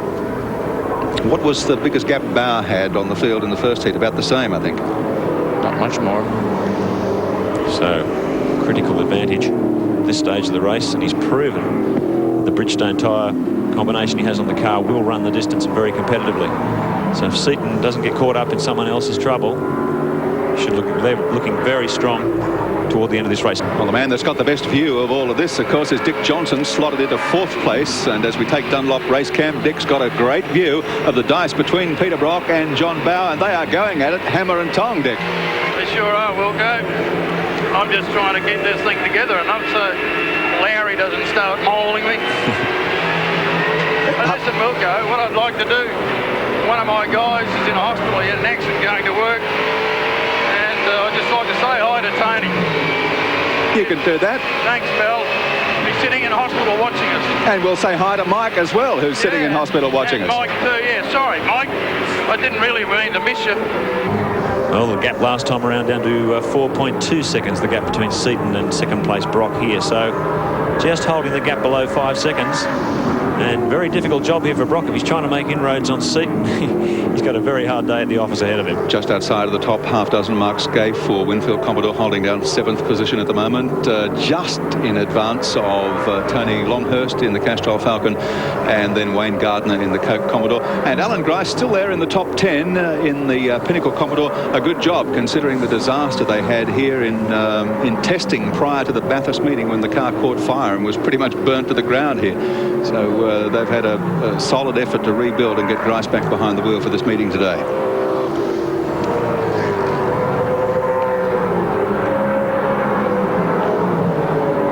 Glenn Seaton leading the race from Peter Brock, John Bow, Dick Johnson, and then Larry Perkins, as we take Castrol race cam inside the cockpit with Larry Perkins as he wrestles this brutal machine around Lakeside Raceway. And we go to our second camera in the front bumper of Larry's car. There's Dick Johnson right ahead of him as he comes round the top of the circuit and prepares to line up for the long straight, which in fact is hardly straight at all here at Lakeside. And here we come down onto the main straight with Dick in front, starting to get to decision city time here. This is one of the fastest corners. Larry just touching beautifully. You can tell the camera isn't bouncing around. I mean, I know we have good camera mounting and good engineering staff with 7 Sport, but that car is sitting extremely flat through this undulating circuit. Here we come through the carousel, up through the gears, down onto the back straight under Dunlop Bridge, which used to be very, very tight. It's been opened up here over the last couple of years, much safer. This one's nasty. A thud down into the corner, on the brakes, down this gearbox. He's getting Dick. He's getting him as we talk. Coming up on, can't take him. Ooh, little indecision there from Dick, and Larry wasn't able to go too far out. I think Dick's in trouble. Yeah, look, here we go. Down onto the main straight now again. Maybe heading for the pit lane, Alan. No? He's still staying in there, but he's just been absolutely swamped by Larry Perkins. No, he has gone, yes. He's into the pits, Dick Johnson, so he's got a problem, and Larry Perkins moves up to 4th spot, and at the rate he's going, he's going to close pretty rapidly, I think, on Peter Brock and John Bow. So he's going on to another set of tyres, which is surprising. He went for the harder combination. As we were speaking, Larry closed dramatically on him, and he thought, well, I'm not going to persevere with this. He darted in. He had to slow down a bit at the carousel. Sorry, at the top of the hill. Everybody's saying we're ready, but the car has to go down. Thomas Mazira, as we take Castrol Race Cam, getting very, very close to the back of Larry Perkins' car. This is the battle for 4th, 5th and 6th position. You can see Mark's gate there in the Winfield Commodore number 1 behind Mazira as they come onto the main straight once again. And Mazira really is in contention here to make a move on Larry. Great shot of the Holden wing there, sitting majestically on the boot of the Commodore. So he's whittled that gap down to be right behind the Castrol Commodore VR, driving the older 015 car after the damage incurred on the new one at Phillip Island. Gets very, very sideways as he tries to get the power down coming out of the carousel, and an off-camber turn. It really throws the cars sideways. Larry Perkins, cool, calm and collected here, holding off the advances of 015. Well, both these guys have got to protect their points position in the series, so you know, they've got to mount the best possible finish they can in this, and the people up front are starting to get a stranglehold in this race. So if there are going to be any movers and shakers, it's time to start moving and shaking. Absolutely. Thomas Mazira head down. This is a great shot from Castrol Race Cam. Shows you good speed onto the straight there. You can see Larry initially getting away and Thomas creeping up in top gear. Little smoke coming out of the right front tire there as he goes, and oh, look, closes at the there onto brakes, doesn't he? Very good. Larry's exit speed onto the main straight. Got him. Oh no, stuck his nose up there, but just couldn't quite make it. I think all these drivers today are driving so sportingly. They appreciate the value of the cars they're racing against, the effort that goes into them. And I can recall some days, many years ago, when you just didn't care about who you were driving against, and if anybody got in the way, well, it was too bad. And I really do compliment the way these fellows are driving in such professional manner and sporting manner, as far as I'm concerned. Glenn Seaton, race leader, and doing it fairly comfortably at this point. The gap, though, Wilco. Glenn looking very comfortable on his own, but the gap back to Peter Brock is down to 2.6 seconds that's closing. Interesting. So he's just cut about 2 seconds out of it. Was 4 and looking very comfortable, but now it's under 3. And you can just see in that wide shot as Dick Johnson is coming up to be lapped by Brock. There's Brock in second position, and John Bowe, headlights ablaze, just dropping back off Brock at this stage. And then there's another large gap here to this separate battle between Perkins, Mazira, Scaife and Longhurst, 4th, 5th, 6th and 7th. They sweep through here. Mazira giving it everything as he tries to get the advantage on Perkins' Castrol Commodore. Certainly nothing in it in this group of 4. And again showing the competitiveness of the Shell Australian Touring Car Championship, where you've got this many cars where you could throw a blanket over them. Just superb competition. Well, Brock's done the right thing, getting away from Bowe just enough to take that pressure off him. And the gap was 2.6 last time around. We'll keep an eye on that for you. Here's the battle. Yes, Larry Perkins would like to be able to get away from Thomas Mazira, but he's sticking like glue, Thomas. Can't shake him. Two very similar cars, both VR Holden Commodores. And Mazira has more than a look down the inside, but he has to back off. No room down there. That'll ruin his corner exit speed a little bit. Larry takes advantage, but Mazira will be back on his tail, I'm sure, within a lap and a half. Pinnacle Commodore is off and over the embankment. The door open. Grice is okay. About to get out of the vehicle. Bit of smoke, but no fire. I think he's okay in that respect, Gary. Oh, he's had a major... Lost something. Off, yeah. Might have lost brakes, but he controlled it. Controlled himself, at least. Lucky not to tip over there. It's at a very acute angle. Why, yes, he was lucky he didn't go over 2 or 3 times there. Trevor Ashby is in 10th position. That's a good effort for the Lansvale Smash Repairs Commodore, because they do it a little bit tough when it comes to budgetary constraints, but they do a good job and always turn the car out looking superb. They have a little difficulty throwing the money at the technology to keep it up there with the front-running guys. To get into 10th position is a very commendable effort. And speaking of top 10, Wayne Gardner is in there as well in the Coke Commodore, but Neil Crompton just outside in 11th place at the present time. Hasn't been the best of weekends for Cromley as we take GIO race cam, but they'll get it together. They're working hard at it, and they had a few problems here during practice and qualifying yesterday. And the cars are running well, but they just need a few more horses to get them to the head of the field. Yes, well, that's a difficult job at any time. Engine development is not an easy game. If it was easy, everybody'd be doing it.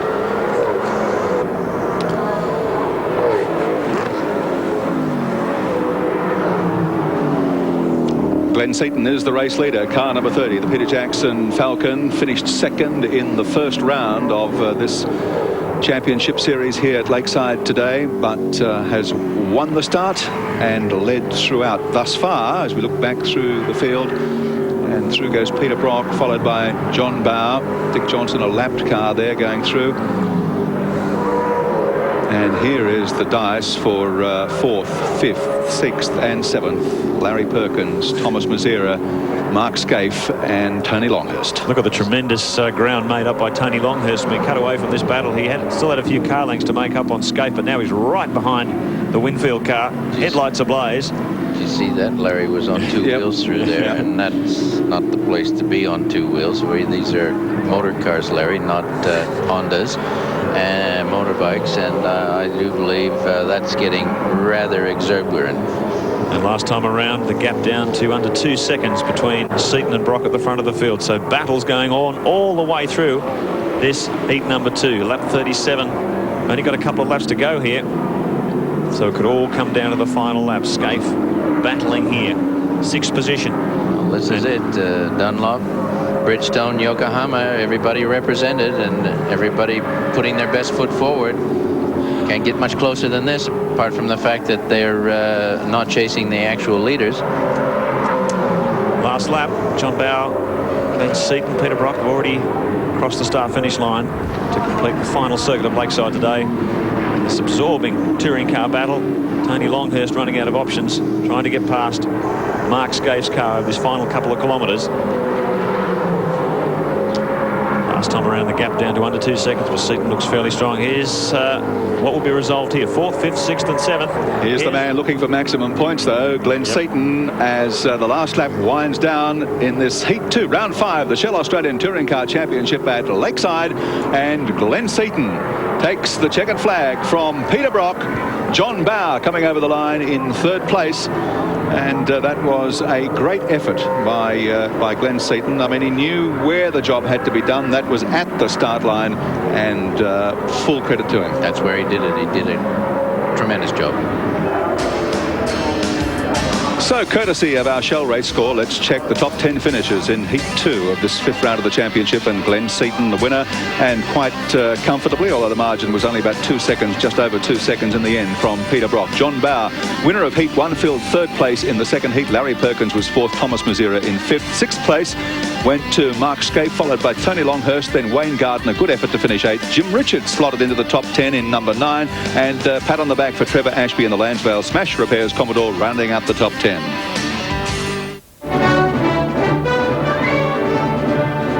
In 7 News tonight, US police swoop on an Australian charged over a $77 million drug deal. Former rock promoter Ian Saxon was arrested in San Diego. International Raceway this afternoon. The crowd had a fantastic day and the racing was very, very good. And in 3rd position today, great effort, Peter Brock. Thank you very much. Thank you. You're a popular boy here, Brocky. Very tough day today. You just couldn't match the Fords for pace, though, it seemed. No, there's no doubt that this track is one of those ones that does suit them. We had very good tyres from our friends at Bridgestone, and that showed up, I guess, in the 2nd heat. But through carousel and a few of the other bits there, I just had to concede a couple of car lengths. But all in all, Holden Racing Team, Mobile, the boys had a fantastic day, and I'm very happy to be part of it. Fantastic effort. Great. Peter Brock in 3rd position today. In 2nd, and indeed a very deserving 2nd, John Bow.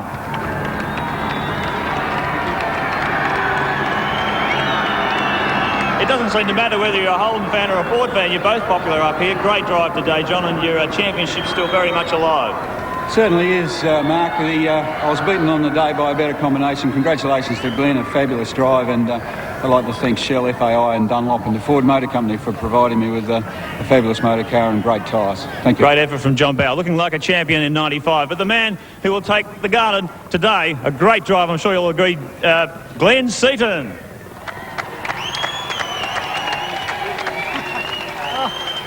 No shortage of popularity here, Glenn. That really was a great effort today.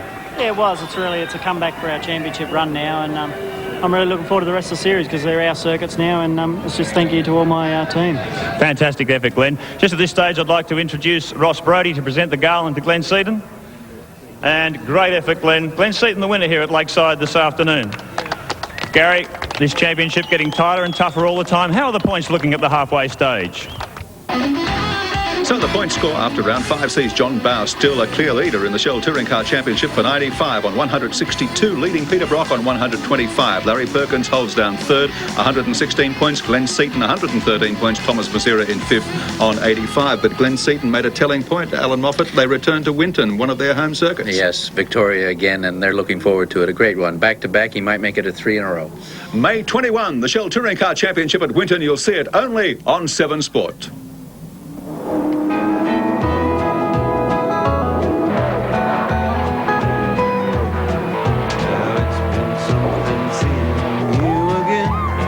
This time we've had to spend, you've been so good to be around. I thank you for that special thrill, keep me going on the next time I'm in town. Oh, I'll be back for a while, I'll hear your laughter, see you smile, I'll remember what went down.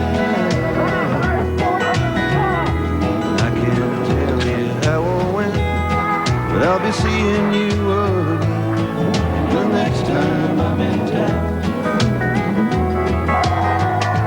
Yeah, the next time I'm in town. This program has been brought to you by Shell. Its team had dominated.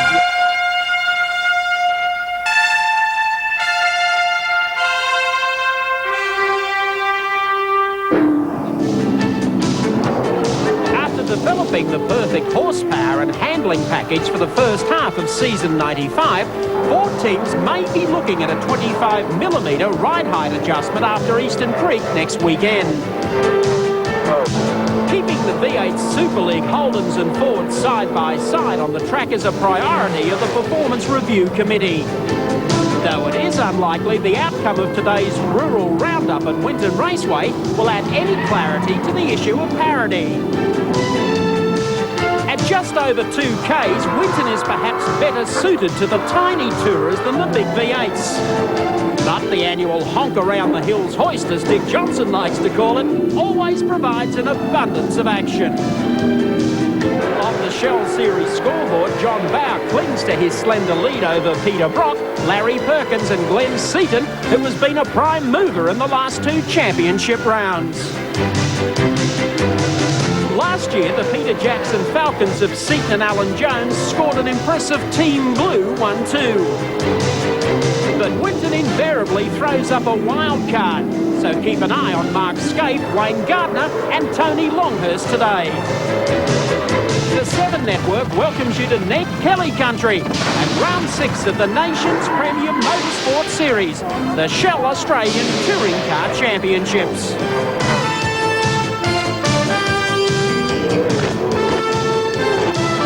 Proudly brought to you by Shell, Tui's and Mitre 10. Hello Australia, I'm Mike Raymond. Nice to be back. Welcome to round 6 of the Shell Australian Touring Car Championship from the tiniest stop on the national tour, and that's Winton Motor Raceway. Alan Moffat, I'm sure you'll agree. A challenging circuit, but perhaps not the favourite of all the competitors. No, it's not the favourite, Mike, because it is extremely tight and facilities are not as avant-garde as they are in some other parts of the country. But it is a traditional circuit. It's been here for 30 years. I had my first race here myself, as a matter of fact. And a lot of people have done a lot of laps here. Yesterday we expected the Holdens to make life very difficult for the Ford boys, but John Bow, the Shell Series leader, was able to set fastest qualifying time. He has pole today, and sharing the front row with him will be Glenn Seaton and the Peter Jackson Falcon. Tony Longhurst, the big surprise in the Castrol Falcon, sprung from position 12 to be 3rd fastest, and the first of the Holden Commodores they've been threatening for ages, Wayne Gardner in the Coca-Cola Commodore. Also a great qualifying performance from Neil Crompton. But this morning, they were all going for pole position in the Peter Jackson Dash. It went to Thomas Masira. Thomas Mazzera on a very tight track. Position number one's a great advantage. I tell you, it's the first time ever in the history of Dash I pull number one, and I'm very happy with that. You looked a little excited. Turn number one's very important here today with such a short starting straight and such a sharp right-hand turn. Yeah, it's like you got two right-handers, and if you have a good start, then I think you should be looking good unless you make a bad mistake. A happy Thomas Mazzera, and look at this, we have both the moon and the sun still out at Winton. That's not too bad for 25 through the gate and 15 into the pits. The promoters are making a killing today. What a lunar experience. Thomas Mazzera has pole for the Peter Jackson Dash this morning. Glenn Seaton has drawn the outside of the front row. Row number 2, Peter Perfect in the Mobile Commodore and Alan Jones in the Peter Jackson Falcon. Row number 3, the Shell FAI team of John Bow on the inside and Dick Johnson the outside. Row number 4, Tony Longhurst in the Castrol Falcon and Neil Crompton in the Coke Commodore. And the back row, out of position number 9, Larry Perkins, the Castrol Commodore, and number 10, Wayne Gardner in the Coke Commodore VR. Just about set to run, the front row, Thomas Mazzera looks across to the left, Glenn Seaton on the inside of him. 4 laps, the dash from Winter Motor Raceway, and Mazzera picks up the gear. He's going to shut the Falcon out. He tries to get down the inside. That's not going to work. John Bow moves up, so it could well be Glenn Seaton. Yes, just gets through into second spot there. Alan Jones made a brilliant start.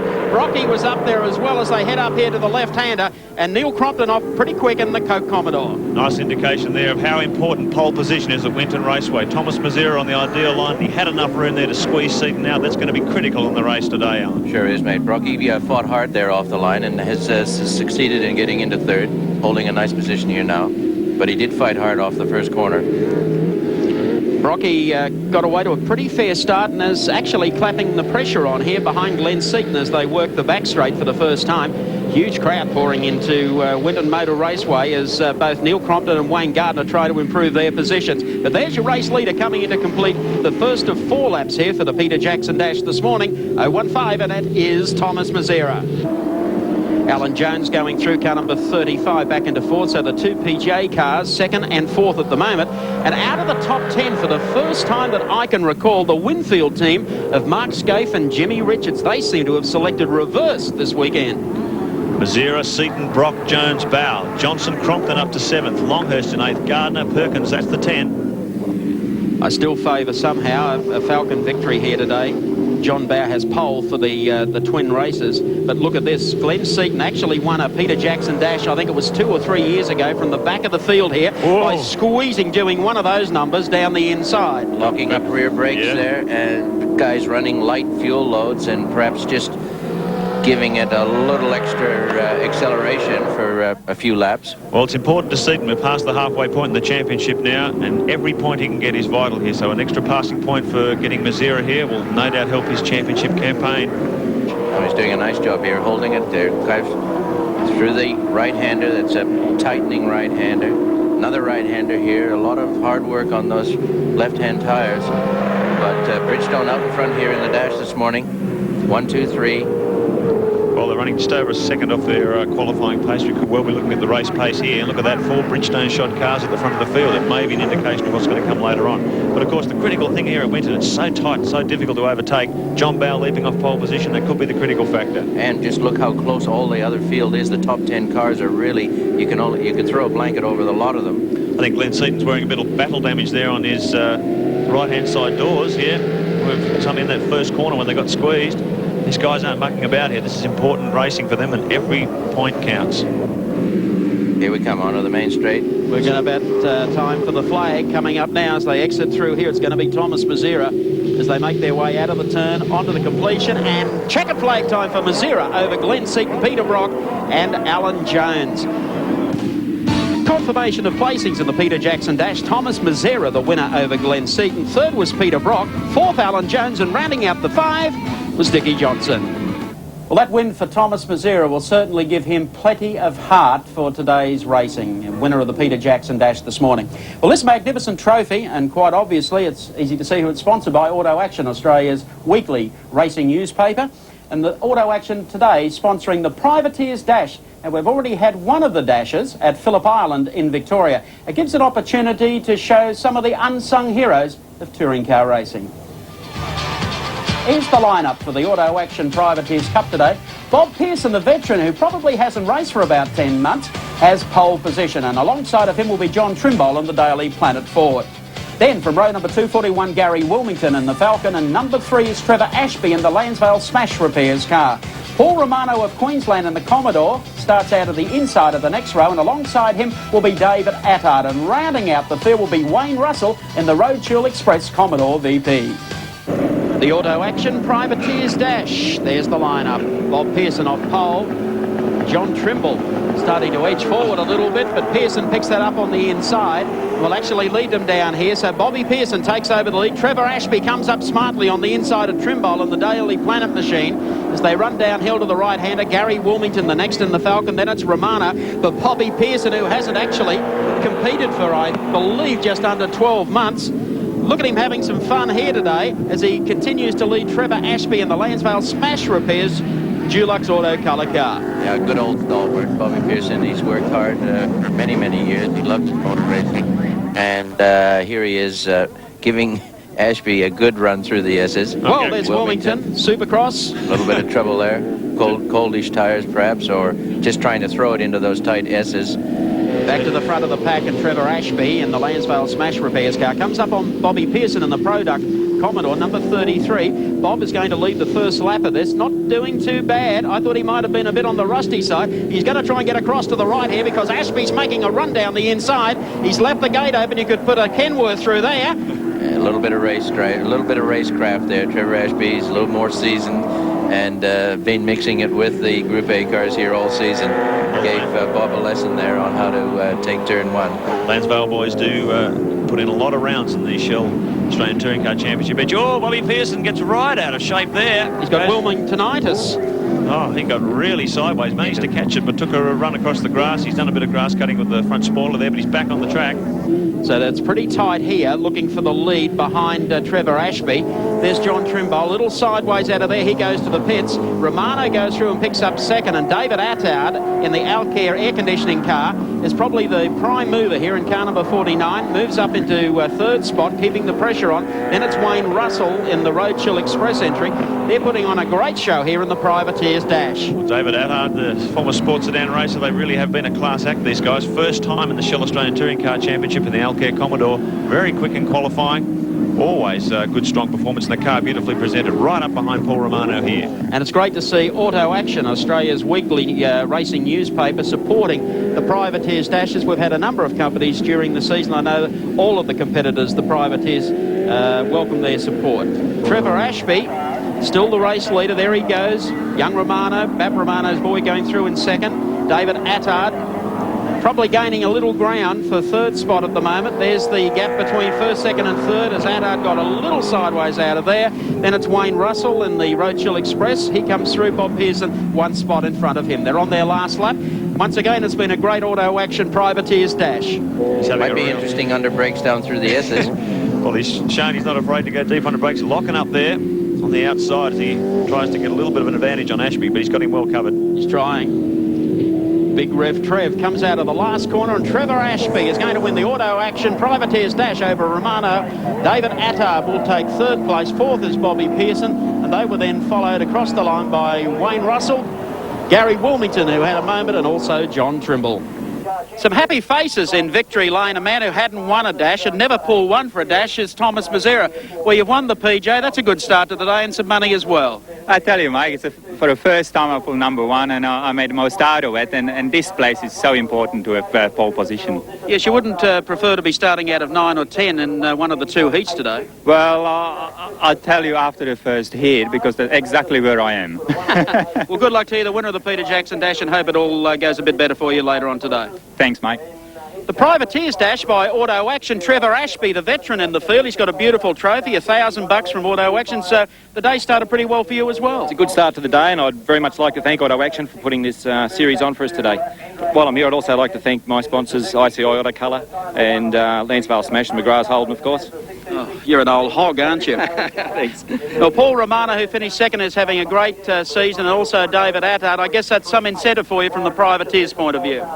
Yeah, I'm really happy. I'd like to thank Auto Action Mike for everything they've done, and also Dad for everything he's done for me to be here today. Nothing like that. And David, you came through the field. That was a pretty good thing. That did give you some heart for the two heat races today.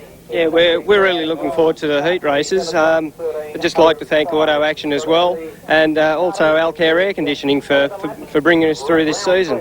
Well, there's no doubt about the number of plugs you'll receive at the Victory Dyers presentation for the Dashers. We're going to take a break, and after that, more action.